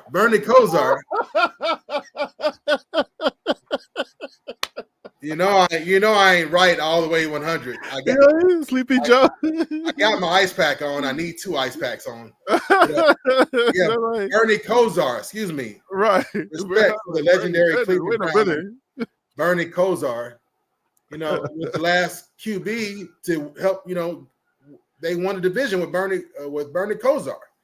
That was it, man. That's it. Tammy Rice says, I'm happy if he's happy, but I'm not buying merch nor watching until he steps in. Yeah, you should be buying a Colorado number 2. He still gets money off of that. You realize that, right? But is he putting out jerseys on his site? I think he is, right? Yeah, but because of course he's got a contract with the Browns, he pushed the Browns. But hey, like I just saw another content creator, she traded in her Browns jersey tee for Colorado Buffs number 2 jersey. Is it orange or brown at least, or is it the Colorado colors? It's the Colorado colors. Oh, come on. So she'll talk Shedeur and Browns all day or whatever, this and that. But so hold up. Are you telling me that a lot of people are going to be showing up to those games in Colorado uniforms? It should be. You should see a whole bunch of Buffs there. Is that a good thing or a bad thing? It's a good thing. It is what it is. Let them see. Don't be shy about it. Don't be shy about it. So you're joining, but then if you show up to the stadium with Colorado gear on, you are literally drawing a line in the sand. Yeah. Dang. Because if you show up in a 12 jersey tee or a 12 jersey, then you just look like a regular Browns fan. And you might not be a Browns fan. You might be a Philadelphia Eagles fan. But since you at the Browns Stadium for the home game supporting number 12 Shador, you put on your Browns number 12 jersey, that's confusing. And any real football fan would be telling, like, why are you doing that? Wear your Eagles jersey. You an Eagles fan, wear your Eagles jersey. Okay, let me provide you a little bit of pushback because of what you just set up. You just set up a whole segment where we got people answering questions in the chat. But then you're saying on the flip side of that, which could be a little contradiction, if he's happy, then why would you bring a Colorado jersey to the stadium instead of, he says he's 12 now. Shador has publicly said, I'm 12 now. It's disrespectful if you call me 2. So that if you show up in a 2 jersey but saying you're happy for Shador, isn't that contradicting what you just said? No, you're not calling him 2. You wearing his throwback Colorado Buffs jersey. Yeah, but you're not supporting his number 12. But you're not a Browns fan. You're a Colorado fan, so you just wear your Colorado gear. And Shador would be like, all respect, and he will sign your Colorado jersey. No, but you're contradicting the whole idea of what the segment we just had. If you are happy with him, then you rock what he says he's supporting. He's supporting 12. So you got to rock 12 to support him. I hear you, but football, overriding football rules and football culture says you rep your team. So if you're a Shedeur fan, but you're not a Browns fan, why are you in the Browns apparel? That's foul. So this is my answer. If Shedeur is happy and he's good, I don't want to change the question and be one of those people that changes the question. You're the host, Harry. You can do it. I know, but I feel like I want to add something to it. Like I want to add a little bit of a nuance. Yeah, I want to add a caveat. But then you might help get more responses in the chat if you do that. Do your thing, Harry B. No, then because people in the chat can then respond based on your caveat. I feel like his happiness is going to be. The chat is too quiet, Harry B. The chat is too quiet, man. You got people over there being quiet. I'm not answering the question. No, I mean people talking. People, no, because I feel like Shador is caught up in a no win situation, right? Mm-hmm. I feel like his situation is so weird that they're forcing him to do something that either he hasn't done before, but it feels weird. He's happy. He's good that he's on a team, and I'm happy for him. But I feel like it's like there's a line, there's a thin line about the how genuine this is for me. Yeah. You know what I'm saying? Like I'm not 100% certain that this is all the way genuine. Because it's genuine, Harry, because look at here, you're gonna have people show up in Deion Sanders jerseys, his father's jerseys, because they follow Prime. They don't necessarily, then they follow the whole Sanders family. You're gonna have people show up. You could have people show up in Trinity Prep Academy. You got people down here at Cedar Hill that get go show support for Shedeur in Cleveland or wherever, and show up in Trinity Preparatory Academy, apparel. Okay, I ain't gonna hold you, but I think that's gonna be disrespectful to Shedeur. If you do that from Trinity Prep, hold on, maybe not from Trinity Prep. If you're not look, if you cannot afford the Cleveland Brown stuff, and you already have something, then I can see that. Then bring what you have to support that, to show that you support Shedeur. If you cannot afford the Cleveland stuff, that's totally fine. Or you just haven't had the time to order the jersey, but you feel like you're going to be going to Cleveland to go support him, or they are playing in your hometown and you're going to go show up, then wear whatever you got already to wear that, because money's tight for a lot of people. So I totally support anybody that's going to wear their number 2 Colorado stuff, or wear anything from Jackson State, or wear anything from Trinity. I'm with that. However, though, this other thing that you're introducing, Wild Dog, I'm not sure if I'm all the way with that. Like, don't buy the Cleveland stuff, buy the number 2 Colorado instead. I don't know if that gels with that doesn't line up with what you're saying. If he's happy, then support him. Right? Yeah, you're happy supporting him, but at the same time, I'm glad you brought up Jackson State. What if you're an HBCU fan? Right? What if you're from Jackson, Mississippi? That's your team. Why wouldn't you rep the Shedeur jersey from Jackson State? Why wouldn't you rep the Shedeur jersey from Trinity Prep? No, but that's what I was just saying. If you're doing it for that specific reason, then I can see that. But that's football culture. No, that's what I'm saying. See that I can get behind that, but not for the reason of just saying, well, I'm not a Cleveland fan and whatnot. Because if you answer yes, I'm Shedeur 100% all the way for his happiness, and we rocking. If he rocking, then I say fine.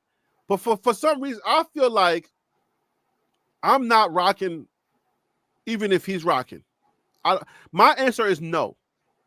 I'm not supporting if he's not playing. I'm not supporting. That's my answer. I'm going to watch. Okay, hold up. It's watching the game. If that's still supporting, right? But I'm not I'm so torn. Hey, two teams are playing, Harry. Two teams are playing, Harry. So you can blur the lines by saying it's not really the Browns that I'm watching or supporting. Two teams got to play, dog. Yo, I'm gonna watch it. I'm gonna watch it, but I'm not gonna like it. But I'm just being real, especially like I'm in Dallas, and so I mean it's normal. You go to Cowboys game, you gonna see jerseys from all over because people are from all over, Right. So it's nothing weird that even when I work for the Cowboys, and I'd have my Steelers undershirt that I would run into Steelers Nation at a Cowboys game. Steelers ain't playing, right? But you rep your team. And I look around, whisper at them, give a couple of code languages. Wait a minute. But you entertainer for the Cowboys. Slip up my shirt. Oh. So then it got spread and known through Steelers Nation. Hey, Wild Dog, the entertainer for the Dallas Cowboys, yeah, he's one of us. That's why we have his picture up. This is not about the Cowboys. It's like that dude right there wearing the dog collar, the crazy one, with the American flag bandana, all that stuff. And he's one of us. Let's bring DC on. DC want to join the conversation. DC, welcome to the show, brother. Thank you. Oh, if he's coming on, I'm leaving. Well, bye. See ya. What up, Wild Dog? What up, Harry B? Hey, salute, my brother. So DC was the one that inspired this show, because I probably wasn't going to do a show today, but when we started having this conversation, I was like, you know what? Let me go ahead and make it a show, because it's probably going to get some interesting comments or interesting concepts or comments. So DC, since you asked the question, I'm going to ask you.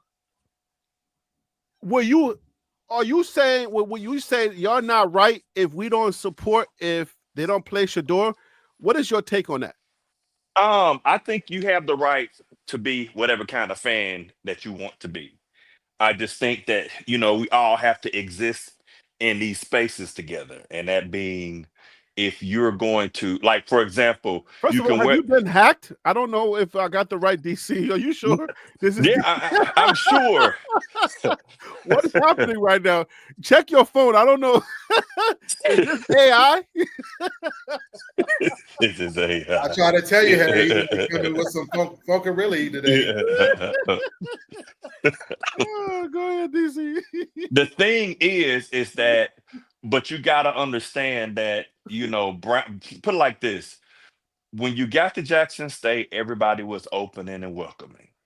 And when you got to CU, everyone was open and welcoming. Browns fans, let's just go ahead and say this.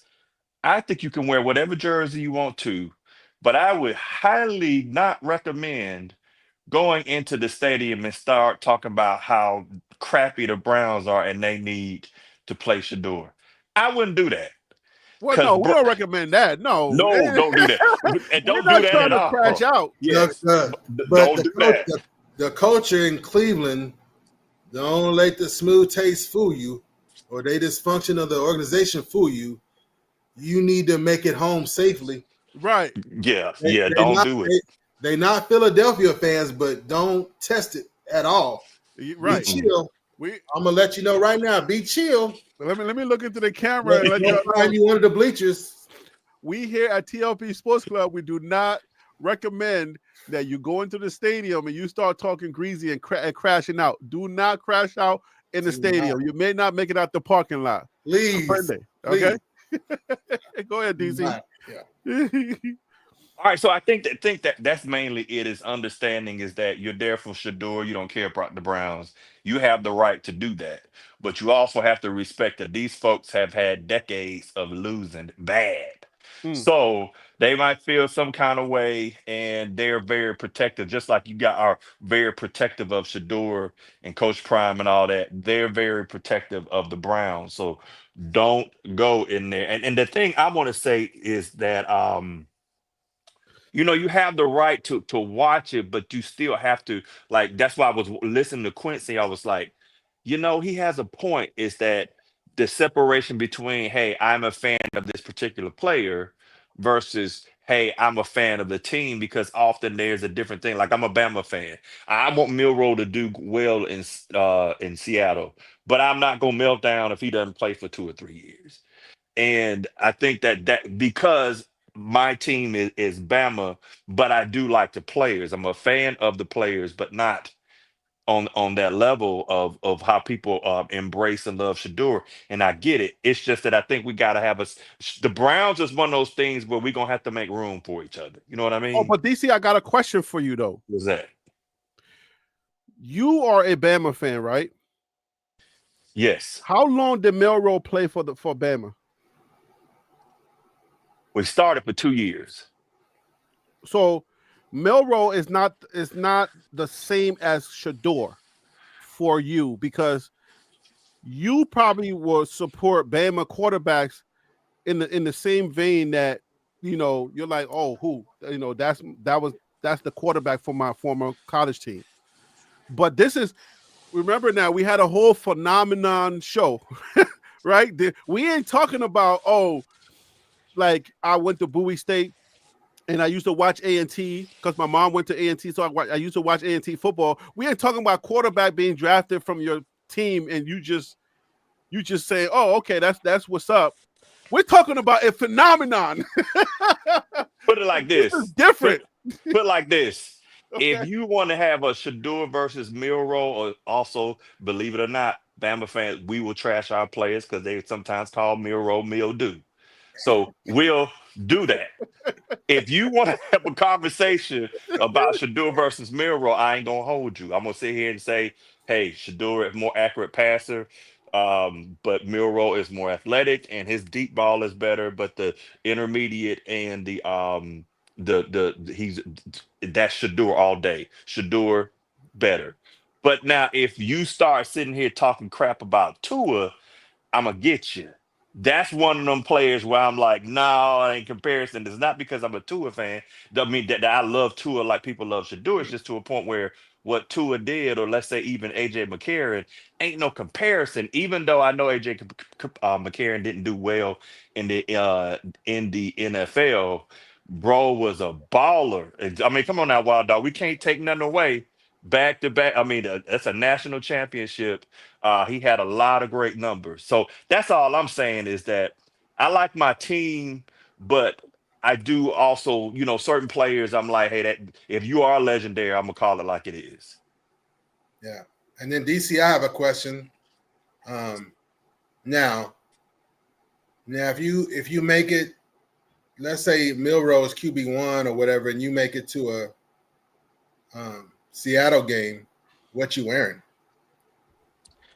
Well, first, I probably am not going to go. You will not see me in the stands like to see you aunties, cabins patching and doing boots on the ground, shaking my fan. It's not going to be me. But if I went to the stadium, I probably would wear. If he came in a town near you, are you wearing a Seattle jersey? No Seattle jersey. I will not, but I will absolutely probably rock a Bama. I don't have a Bama jersey, but I probably will rock a Bama shirt. Bama gear. So when we say jersey, we make gear jersey, right? So so this is what I'm saying to you. This is a professed Alabama fan going to see Cowboys Alabama, too. going to see Alabama player. He's still going to rock Alabama. This is football culture. Well, no, like I told you, I think I understand why you say that, but no, I totally understand if the reason is for football culture, if that's the reason. But again, I'm going to stress that let's not be malicious with it, right? Let's try to support whatever he's supporting, which is his new 12. He needs to, if he's settled with 12 and there's no, oh, maybe one day I'm going to try to buy the 2 back or anything like that, but don't make us get 12 and then you come back and do a live and say, I finally got my 2, and now people got to go buy new jerseys. Like, you know what I'm saying? We need to know from Shedeur, are you rocking 12 and that's it? You're never going back to 2? But then also, Harry, let me clarify a bit because it gets lost in the conversation. I joined the Bandwagon Buffs in 1989. So I'm old school at this point, Colorado Buffs fan. So that's my team. But do you have a Cordell Stewart jersey from when he was at Colorado? Back in the day, I don't now. But if you did, Over the years, I've had all kind of like right alongside my University of Louisville stuff. I had a section for I the can imagine Wild Dog's closet full of like, dang, you support so much sport that I'm like, dang, like what in the world? You got so much stuff going on that I can only imagine like you got a lot of stuff going, like a lot of jerseys. like not Harry, check this out. When I went to basic training, my parents got rid of some of my stuff. And guess what they got rid of? Yeah, see? They got What? rid of a Lawrence Taylor jersey. Woo wee, good Lord have mercy. Bro. Virtual hug, brother. Virtual hug, brother. Virtual hug again. That's 3 virtual hugs, man. But I will wear Are you that talking thing. about the official NFL Lawrence Taylor jersey? Yeah, bro, I will wear that out. You know, even though I wasn't a huge, I was always I mean, y'all saw I got the Cowboys helmet from when I was a kid. I had a Cowboys helmet, but I had the LT jersey and I Yeah. rocked it because I just loved LT. I wasn't a Giants fan, but I loved LT. And so you see how I'm bringing that up because you can have like the dynamics of I can like a player, not necessarily be a big, huge fan of a team. So I get what the BWBs is saying, but I just think that when you go into some of these spaces, you also have to kind of you have to kind of assimilate into understanding where they're coming from and learn the culture. Because I think you can miss something saying I don't care nothing about them Cleveland fans. Because at the end of the day, if y'all going to a game, you're gonna have to buy a ticket, and you don't know they starting or not. And unfortunately, if you don't have NFL Network, you're not gonna see most of these games because the Browns aren't gonna be on TV. So most of y'all issue is that you're not gonna get a chance to watch it unless it's just on highlights and No, stuff, that's a good unless you point. have NFL Network. That is a good point you just made. These like they don't have a lot of TV games. Mm-mm. So their games are going to be on the NFL Network. I mean, but there's also regional ones, like some will be on CBS or Fox or different stuff like that. So you got to take a look at it. If you really want to see him and he starts, some of you in your area, you are like Wild Dog will tell you, you're gonna have to get the NFL Network if you want to watch him. Now that puts a wrinkle in my whole operation right there. I know. Yeah. Because I got Colorado and now I got to worry about Cleveland too, and obviously Carolina Panthers and the Jacksonville Jaguars. Dang, is the NFL Network gonna give me all of those? Because sometimes when you get the NFL Network, it says some of these games are not available. Well, Yeah, so with the TV licensing, it can get really weird. bro. Yeah, man. Since this digital stuff is like, man, like they want you to pay $200 and something, and then you don't get every game. Like it used to be where if you just pay for one package, it gives you everything. Nowadays, it's like, okay, I pay $200 something for me to get 1 or 2 games, and that's it.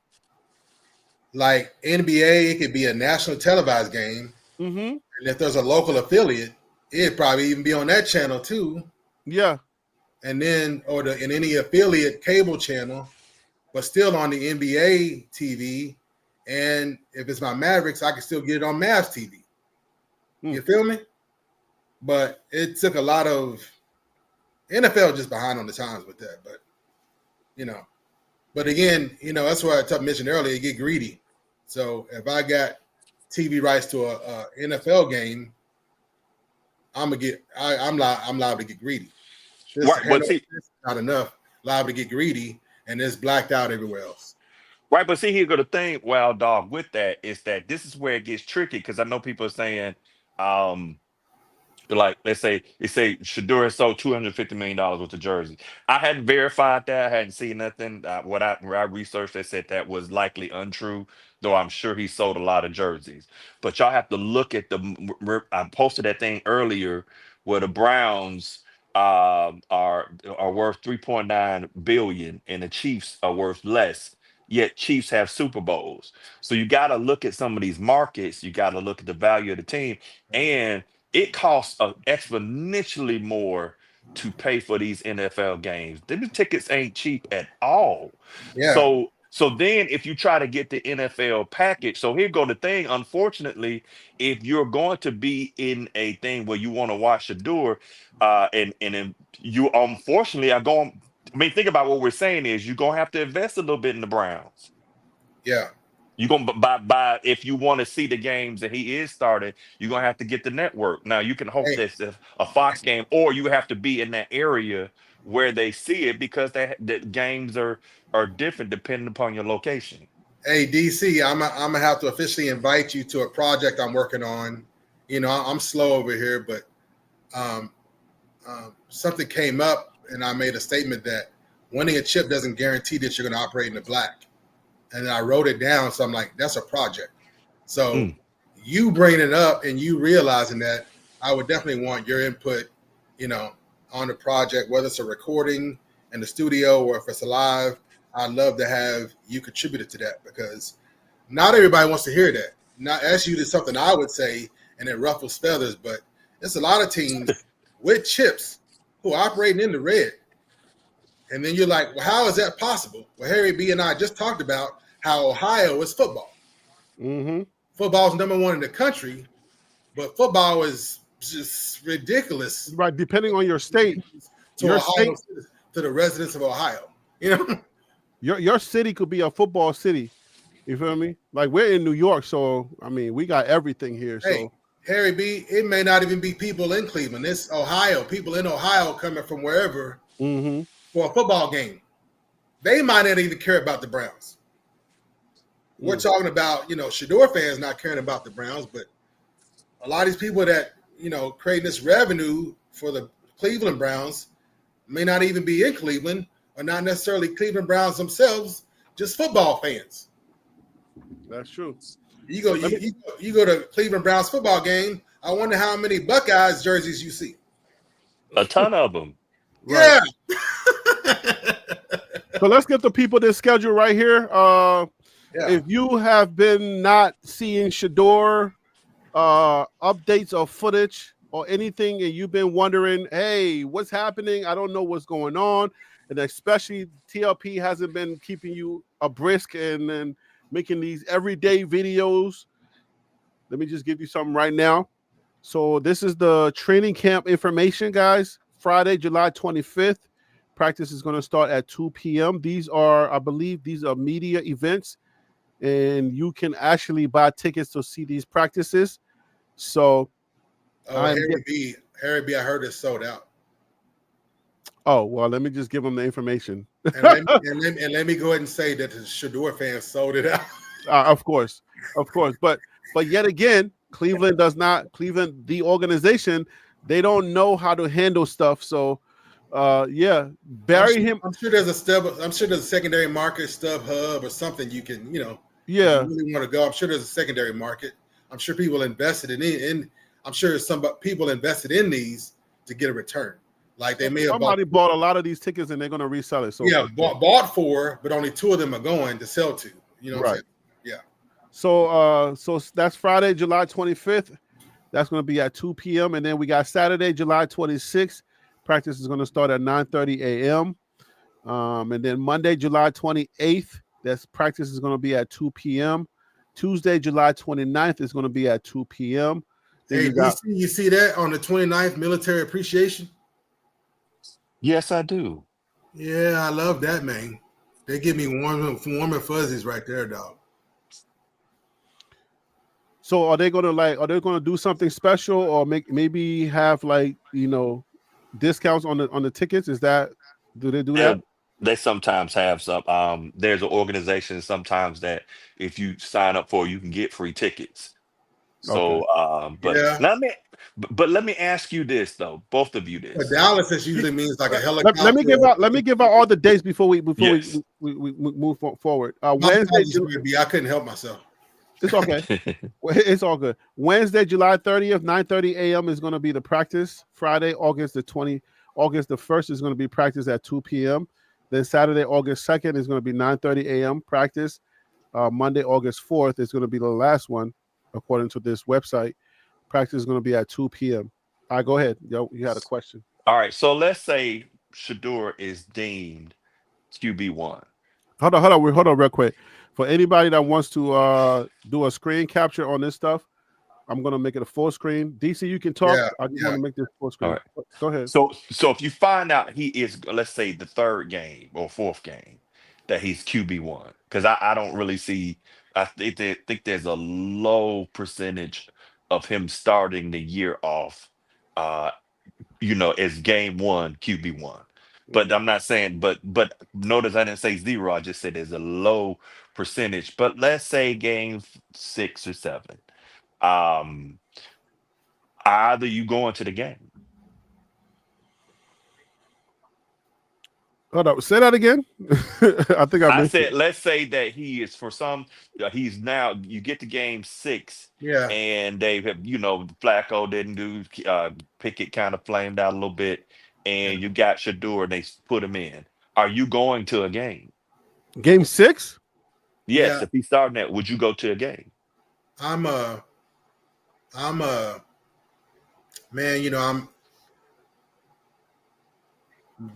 schedule in my mind is blurry. So what I will say is, any of the cats, including Weaver, comes in a town near me, I do everything I possibly can to go.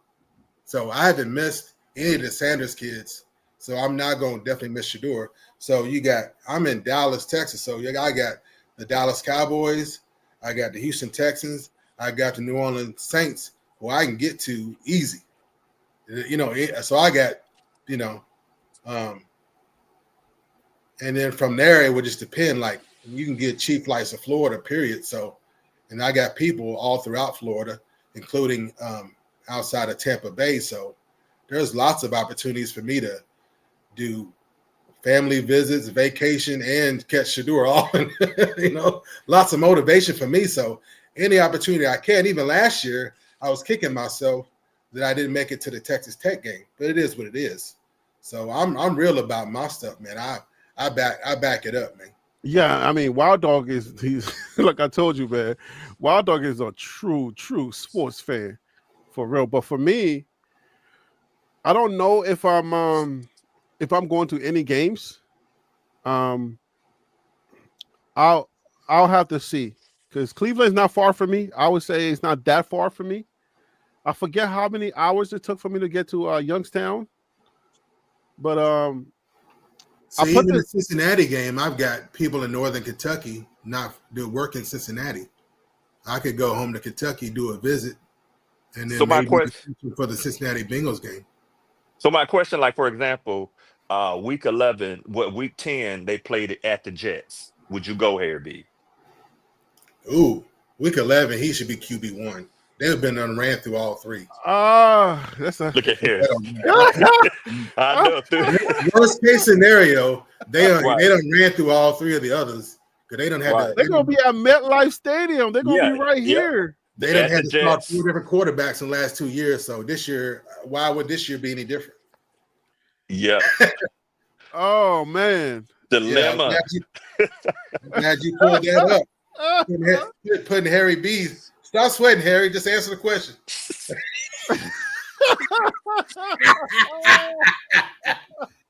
Hey, send some cash out to Harry. The Jets game. Look, it's not. I don't even think it's about the money, bro. Just buy some coffee. Just buy some TLP Sports Club. Cash out. Can I keep it a buck? Can I keep it a buck? Yeah, go ahead. All right. So my family, they and my sister, they get season tickets to Bama games. Oh, and Chicago. I got family in Chicago. I hate Chicago. So as a matter of fact, my sister, I have my nephew and my niece live in Chicago, so I could get tickets to that game all day. But here go the thing: let's do a road trip together, dog. Let's do. But I'm gonna keep it real. I hate going to games. I hate it. Really? Yeah. One is, I mean, now some of the stuff with us military, those big crowds and stuff like that. we kind of have our head on the swivel. But Yeah, the other thing is all the stuff you go through to get there versus being able to go home and I can have a hot dog that costs $1 versus one that yeah. costs $20. Right. And And I like the ease of it. So while I love football, I don't really go to games anymore, even though people will call me and offer me tickets to stuff like yeah, the Birmingham Stallions and all that good stuff. I can get tickets to all the time and stuff. And I go, no. But that's what I was curious about because that tells me, well, I have gone to some Bama fans, and I probably will go to an Iron Bowl this year. That tells me definitely for Harry saying for them to be that close, it's like I love Shedeur, but I don't love the Browns like that, and I get it. Okay, That's the point. so since you break it down like that, let me chime in on that. Let me second that. Plus, also talk about creator protection, Oh, I safety. get you. Yeah, Yeah, you feel me? Because now I'm yeah. out here.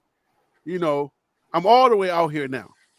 So I gotta now start worrying about my safety because you hear from other creators and they're like, yo, you gotta watch your back because there are people out there that may not have your best, your safety at best interest, So I gotta be very careful how I move nowadays because now I got my face is out there. yeah. And that's Jersey. You be safer coming to Texas, dog. You be safer coming south to Carolina. They're over there in Philly too. My family's in Philly. So now if I go with my family, Okay. Then okay, that's different. My bad. Yeah, my family's in Philly. So if I say, okay, if I get my brothers and I'm like, yo, let's go to a game because it's gonna be a business thing, and my brothers and I got people with me, then I might do that. Cause I know like my brothers, they're big, right? So it's like when I have a few people around me, I can feel a little safer than somebody trying something. Yeah, if somebody tries something, it'll be like a shout and run. If somebody tries something, they're not gonna look at us and be like, "Yo, let me go." And nobody heard or understood what they were shouting at you. You just it'll be like that. Like you're not gonna approach all of us like that. You'll be stupid if you approach us. Yeah. But like if it's just me and my wife, or if it's me and my kids, and I just wanted to show them a football game, and somebody came up and tried to do something stupid, then I gotta worry about them and worry about myself. But if it's just me and my brothers, and it's like, you know what I'm saying, then I'll be like, all right, try something stupid, like you feel me? So that's why I was hesitating. Even with Colorado games, I gotta move different now because I'm all the way out there now. I'm all the way out here. I'm in the comments. I'm commenting but you never know people's intentions. You feel me?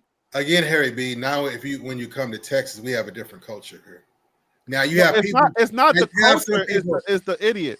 Now I know, but I'll caveat that by saying, hey, you do have people from different cities and different cultures. But even Texas folks would be like, "Who raised you?" And you wouldn't have to right? Would protect you. So I'm just saying.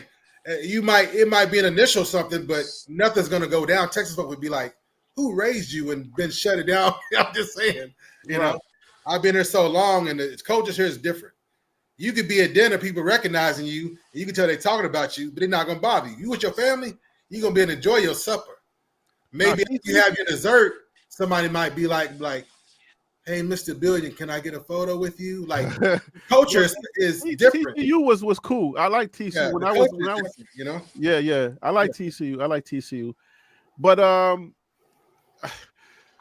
I guess I'm somewhat of an overthinker, but I'm gonna start doing more pop-ups for like hot takes. I think because I'm an overthinker, and I'm sorry that I'm an overthinker, but like I keep telling myself, if I ain't got nothing to talk about, I'm not going over there. But I think if I do hot take videos or hot take lives, then I you know what I'm saying, like it ain't gotta be something like I gotta have this big topic to talk about before I go live. Hey, Harry B, over at Switch for Real Basketball, we call them special episodes. Yeah. We record on Friday nights. Yeah. But we not waiting for that. We'll do a short immediately. Or we'll do something off the main channel. Yeah. Special episode and get it done rather than not get it done. Right. I would give you that, brother. Just consider a special episode. It's not Right. anything out of you normally do. Give it a new special category. Right. That if you get triggered, then this is the parameters for that, and just do it. Yeah, I got to come on here more so I can do more hot takes, because this is more like a hot take show. You know what I'm saying? Because I think when DC said, "Hey man, you know, there's some Cleveland fans with the pushback," and then sending me that video clip, I was like, "Huh." It's interesting because, you know, I think people have to understand that Colorado fans, Shedeur fans, we are not the same as Cleveland Browns fans, and I think it's only because we don't have any relationship yet. We don't know what we have in common yet besides Shador, right? A few of us do, but yeah, it's still not healthy. No, well, yeah, that's what I'm saying. There's a little pockets of people that are already Pittsburgh fans, but the majority of the fans that are coming over, like you get over 1 million people that are coming over, and I would say a very big percentage of those people coming over don't know what they have in common with Cleveland Brown fans besides Shador. Hey, Harry B, even HBCU fans are going to be like, when's the last time the Cleveland Browns had a black quarterback? See, there are those nuances. When's the last time the Cleveland Browns have promoted a black star? I mean, it's levels to this. So part of the whole Coach Prime and Shedeur fan base, if you segment it out, this could be issues. If you think about it, the Browns have had quite a few black quarterbacks from the past couple of years. DTR, Deshaun Watson, Jameis Winston, you know, so you can kind of look at those things where that's not a strange thing to them. Like when Harry talks about the New York Giants and black quarterbacks, it's like a different thing. The Browns is just there, but I also think just a different thing from what I also, Harry, when I was looking at the article, and I know weren't able to get into that discussion, what I saw was, because sometimes the tendency is just to bash CU fans and say Colt, but I took a different angle and to say, one, I think Colorado fans, we'll call them BWBs, they are not trustful of the NFL nor the Browns at this moment, and for good reason. So I definitely get the strong pushback that they're suspicious of stuff. Is that correct? Yeah, because a huge chunk of them, DC, are not even football fans. They new to football, period. Right, and then how the draft went and everything like that. I totally understand why there is this apprehension and it's because I get that part, and that was the other thing I want to eventually get into. But I know we had stuff going on today, but yeah. So what do you think about that aspect from being a BWB? Like the whole trust issues, does that play a huge part, or what part does that play in this? Waldo, you going first, or you want me to go? I'm ready to go. It's a sad introduction for so many. No. I mean, you want to answer the question. Answer the question. Yeah, that's what I was getting. I mean, you not like the way I'm answering it? Oh no, I thought you were saying something different. No, I'm saying I got it off my chest here. Let me get off my chest. I'm like, I feel I did take a moment and felt sorry and sad for the newcomers to the NFL, even especially the newcomers to football, among the bandwagon buffs, because it was having to kind of decipher and translate and having to break down that this is not normal, this is not usual, and having to explain the process and then re-explain the process because it was just awful. And then the collusion, what is collusion? And then having to show, okay, there's been proven collusion. It's not misinformation. There's been proven collusion in this situation, that situation. So this is how it's being discussed. And the collusion is Shedor's situation. And then Harry B, you've done a good job and been blessed. It's like, okay, there's a lawsuit, and how that plays into it. So, so ask questions. And Harry B is either going to have the answer or find it, because Harry B is about having the data, having the information. So it's awful. I would say there's zero trust. How could you have any trust? Right. Even if you're a football head, because it's a whole history. Whether you're a football head, you have history of collusion. If you're new to football, this is totally opposite of what you were educated on what the draft process would be like. That's important. You know? So here, the way I think about it, so I think DC is hacked. I think somebody should do a welfare check for DC. I'm not cold-hearted like y'all think. I see I the think different you angles. are DC. Stop lying, man. Stop. I see the different angles. DC are coming in here like, are you trying to like? Is there a single lady that you're trying to get that's BWB now? What's going on? Are you hacked? Are you okay, DC? Remember auntie. I'm not trying to snag no auntie with no machete. I don't think so. No.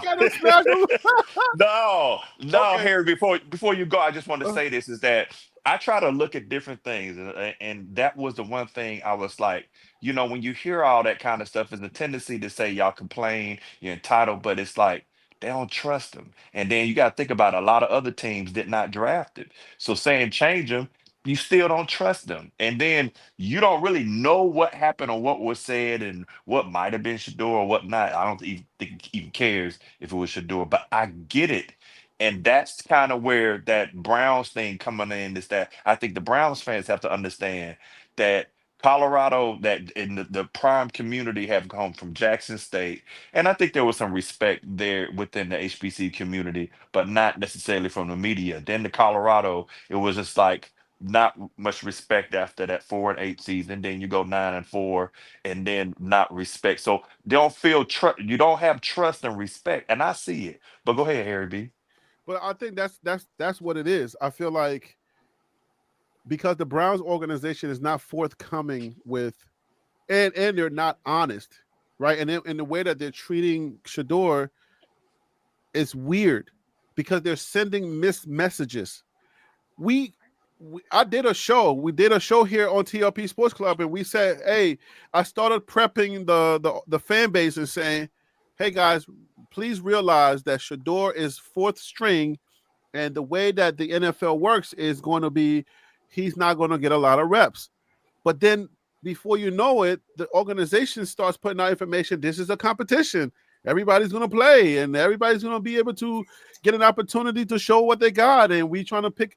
They even said Flacco is not his job. Is everybody's going to have a chance to show what they got. And then next to you know, we get excited, and I come back on here and I'm like, oh, it's a competition. Oh shoot, excuse me. I know that I told y'all that Shador was going to be fourth string, but they told us it's going to be a competition. And like Wild Dog just said, if you know football, whenever the coach or the organization says it's an open competition, that means that they're going to be sharing open reps. That means that there's going to be an opportunity for our guy to show what he got, and we trust our guy. Yeah. And then right after that, we get another, oh, now Shador's not getting first team reps, and we start scratching our heads. So, yes, you're right. There is no trust. They've lost the little bit of trust that we had in them when they flip it and said that there's going to be an open competition by just not giving him first team reps or doing it behind the scenes. If you're going to do it behind the scenes, it's like you're dating a girl that she's either too ugly for you to show your girls, but something about her is good and you like it. You know what I'm saying? So you're in here at night.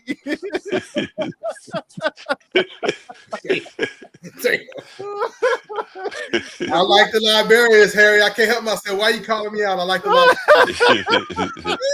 You like the food or so? You like the way she cooks? But maybe she got too much weight on her or she's too ugly, so you date her at night. You wait until after everybody's going to sleep, and you're taking the midnight matinees. It's like, make up your mind. We don't know if you like our player or not, and you're not a good organization. You don't know how to communicate. You feel me? So that's what it is. It's like they don't understand or know how to communicate or handle big movements. And it's real, Harry, because over the years, you got so many football fans who are done with the NFL. They only watch college. They're only college football fans, period. Right. Maybe they might watch multiple teams, or they just love college football. And when it comes to the pros, I don't know nothing. I don't care about nothing. I don't want to talk about none of that. Right. And I got guys that roll with me. They only do college and high school. That's it. They watch. I got to see him play in high school. I got to see him play in high school and college. And now he got to the draft, and that's it. And they check out. They check out.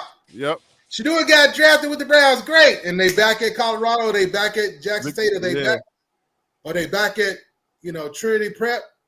They don't care. Oh, they follow you, but hey, you get drafted, great, and they do. That's it. But you know what though? Let me check in on my guy, and that's it. Right, but you know what, that Quincy said something about, that the experience of football, and that really got me to thinking as well. And it's like Colorado fans haven't been able to have 1 year where you just really an entire year where you just sit back and enjoyed football. Because it's always something. Now, I have to admit, some of us you can self-induce some of this stuff now. I have to be honest. But then it's to a point where it's like you just want to sit down and watch a game and not be, like that Utah game where it said that Travis was out where he was in or different things. Those are things that are a trust. And that's where like the enjoyment of like really sitting there watching a game and not having to worry about are we going to get respect? Or let's say, for example, watching Shador in practice, and let's say because they're going to show you the films where he's doing good. And you'll sit there and sometimes that'll tunnel vision you. And it's like, they'll do it because it gets them views. But then your mind is going, well, that means that Shador is great. And then he's sitting on the bench. You're going, wait a minute, what happened? Because all you showed me was how great he was. You didn't show me anything else. And so my natural tendency is going to be that this is the man. And it's not But saying he's not the man. I can even take it further. You're talking about just sitting down and just watching the game, but how about conversations? The most important part of the game, conversations, right? We all can sit down and enjoy the game and watch the game, but conversations, we haven't been given the opportunity to have a decent conversation about football, because no matter what, if you come from Jackson State, they're not good enough. They're coming from an HBCU, so we're spending so much time defending them. We can't have no real conversation, real football conversation.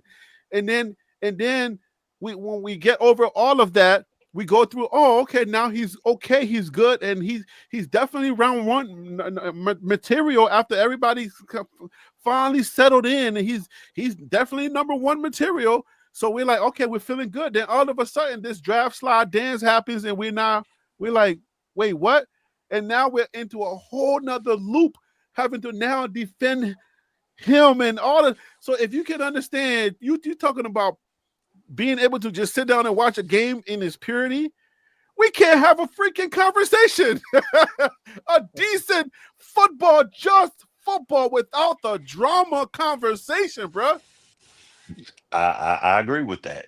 I get it. Like I said, but that as far as this conversation goes, I do feel like when you look at the Browns and how they've messaged this, and Wild Dog will tell you, we forget it, but you have 5 quarterbacks on your roster, and you're gonna have to do something. And Yeah. the way that they moved their first round picks and what they chose and how they have stuff set up, and now you might have it where that you got rid of Nick Chubb, and now you might not have your running back that you just drafted. You got issue. You see how that stuff is going on where it's like, all right, how does this team, what's self-induced and what is, hey, somebody's gonna have to go in there. I think the CU auntie's gonna have to go in there and anoint that stadium and start exercising some stuff out of there. Because whatever it is, this has been lasting for decades. But Yeah. at the end of the Dysfunction day, breeds dysfunction. right, but here's the thing: when you have 4 quarterbacks for rookies, like I tell you about my experience with flight school. The more you flew, the better you could. If you had a gap in it, you would dump a whole lot of stuff because let's say because of weather you couldn't fly. You dump stuff when you were getting on a skill set. You'd have to go back and it'd take you a little bit to get back on that skill set. Let's say it's emergency landings. All right, so with rookies, they have to have those reps, and if they don't have good quality reps. So my thing is, if you're making a decision to open it up, then that disadvantage the rookies because they're not going to get the reps that they need. You can't overcome the reps when you're just learning. Because the speed of that game and the whole, I mean, think about it. They're learning the speed of the game and they got to both learn a new playbook. Kenny Pickett and Joe Flacco have already had experiences in NFL locker rooms, preparing for games, all that kind of stuff, all these little things that we're not thinking about. So that's why I say it's a disadvantage to the rookies to do this way. And I want to know why. But the biggest thing that tells me is there's two things. And again, I'm not trying to diss the Browns, but I have to ask the question, is this I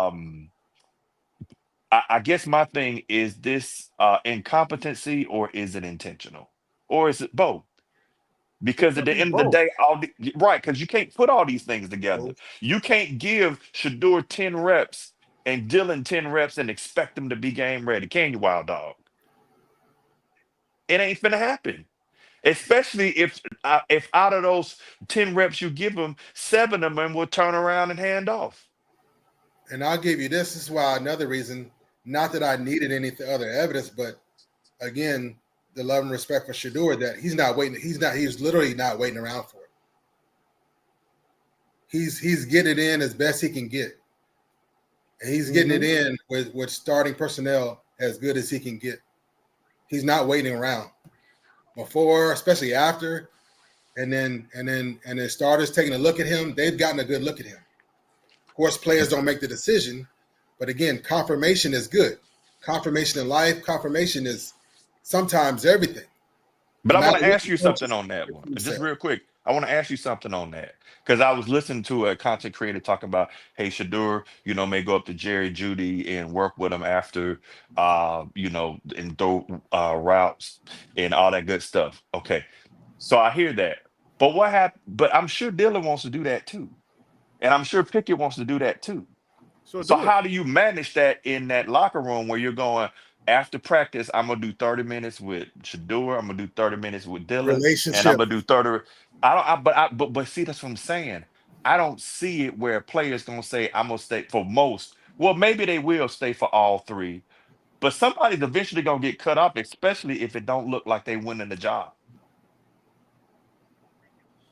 Yeah. I don't know that behind the scenes we really know what's going on. I So agree.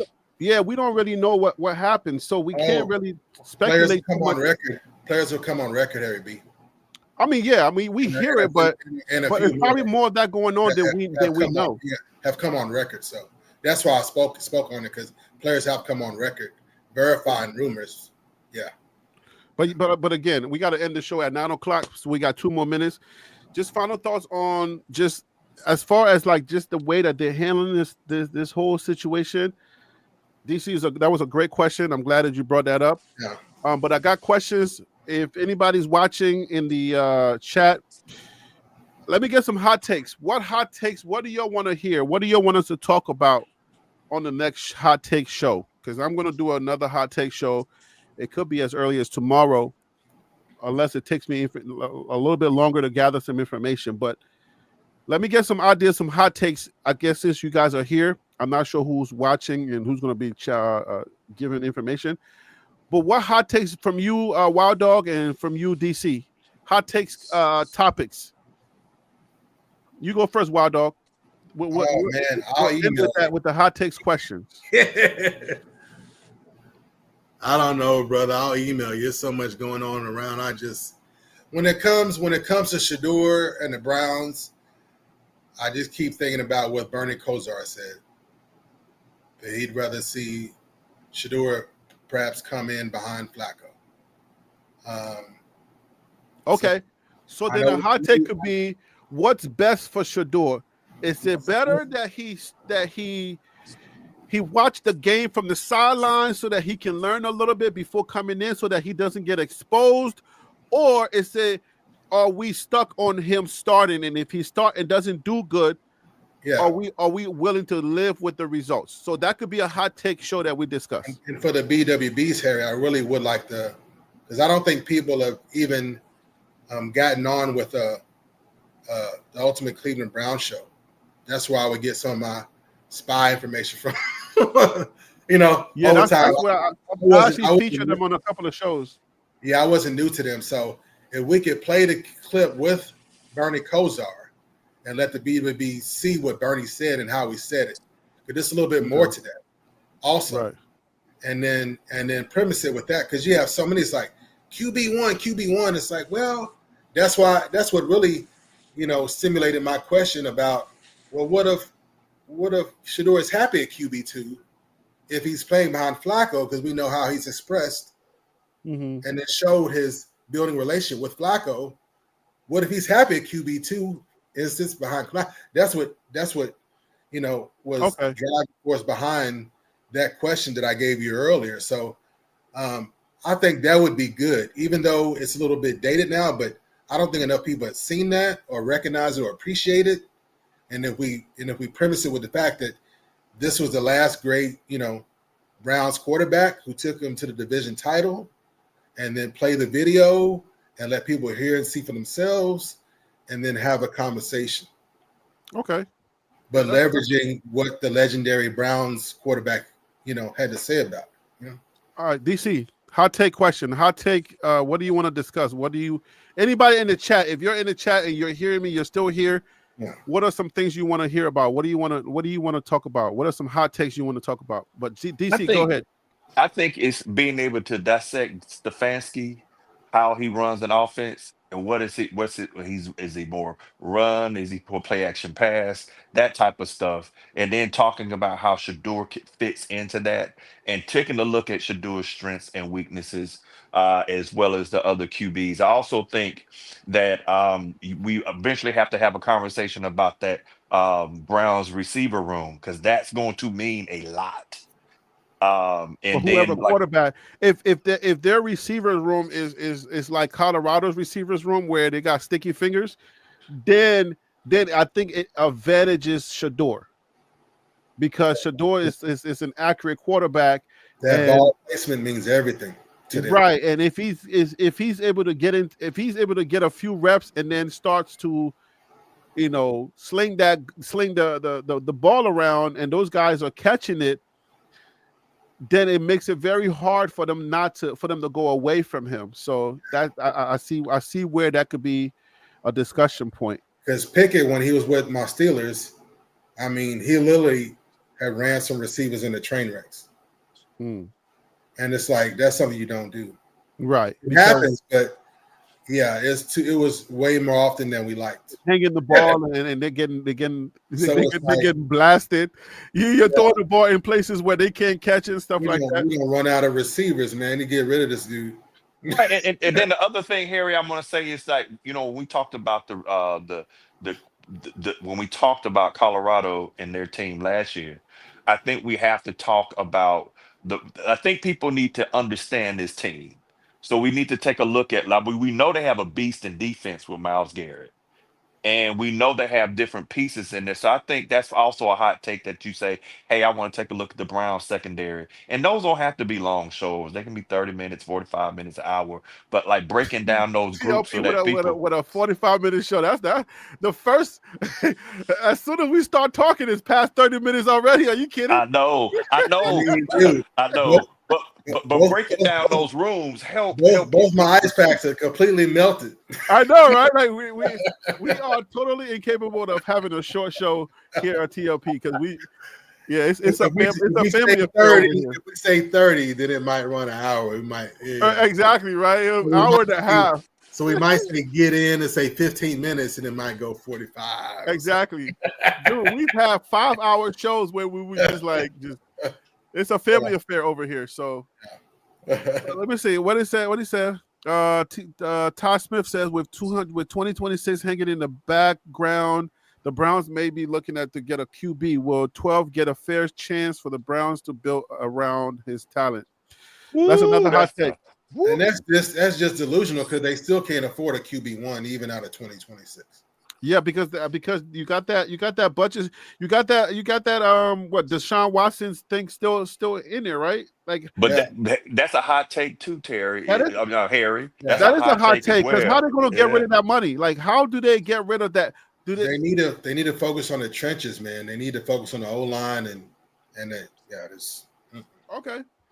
All right, so final thoughts. I'll give it to y'all so we can get up out of here. It's 9:05. I'm hungry and I gotta go to bed. Waldo, you go first. Final thoughts. Cleveland Browns fans, you've been here before. Johnny Manziel, where are those fans? Baker Mayfield fans, where are they now? Don't take it personal. It is what it is. Ride the wave, baby. You're blessed. Ride the wave.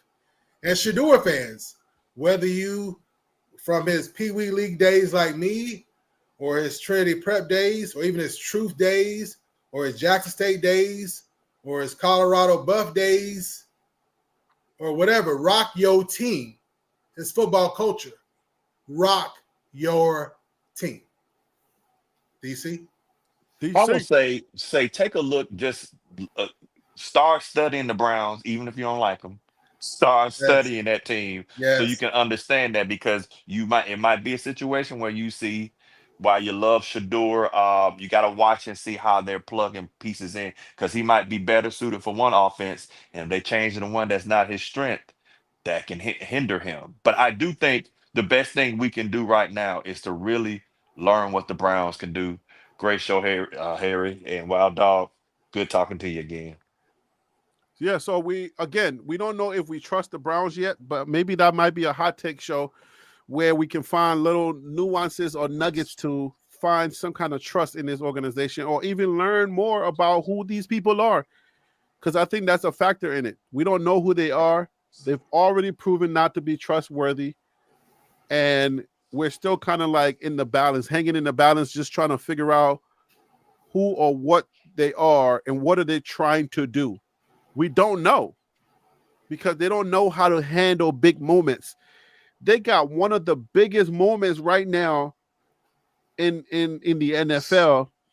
Everybody's watching and listening, and they don't know how to handle it. And I feel like they're fumbling the idea of the bag. The best way to handle a situation like this, even if you never dealt with it before, is to just be honest. Mm. I feel like they're not being honest. You see what I'm saying? Like, they're not being honest. One hand, you're telling us, oh, it's going to be a fair quarterback competition. And then the next second, we're finding out that he's not getting first team reps, and you don't know how to explain that to the fan base. You owe it to the fan base to put them on the straight and narrow, to let us know what's happening. Why is it that we hear and we see footage of other people getting first team reps, and you told us it was a fair quarterback competition, but yet we're seeing one person who's not getting, we don't see no footage of him with the first team. What is that about? Even if you are giving him first team reps, but it's behind the scenes, why is that happening? Why are you doing that? You see what I'm saying? Like, just be honest. Just show us.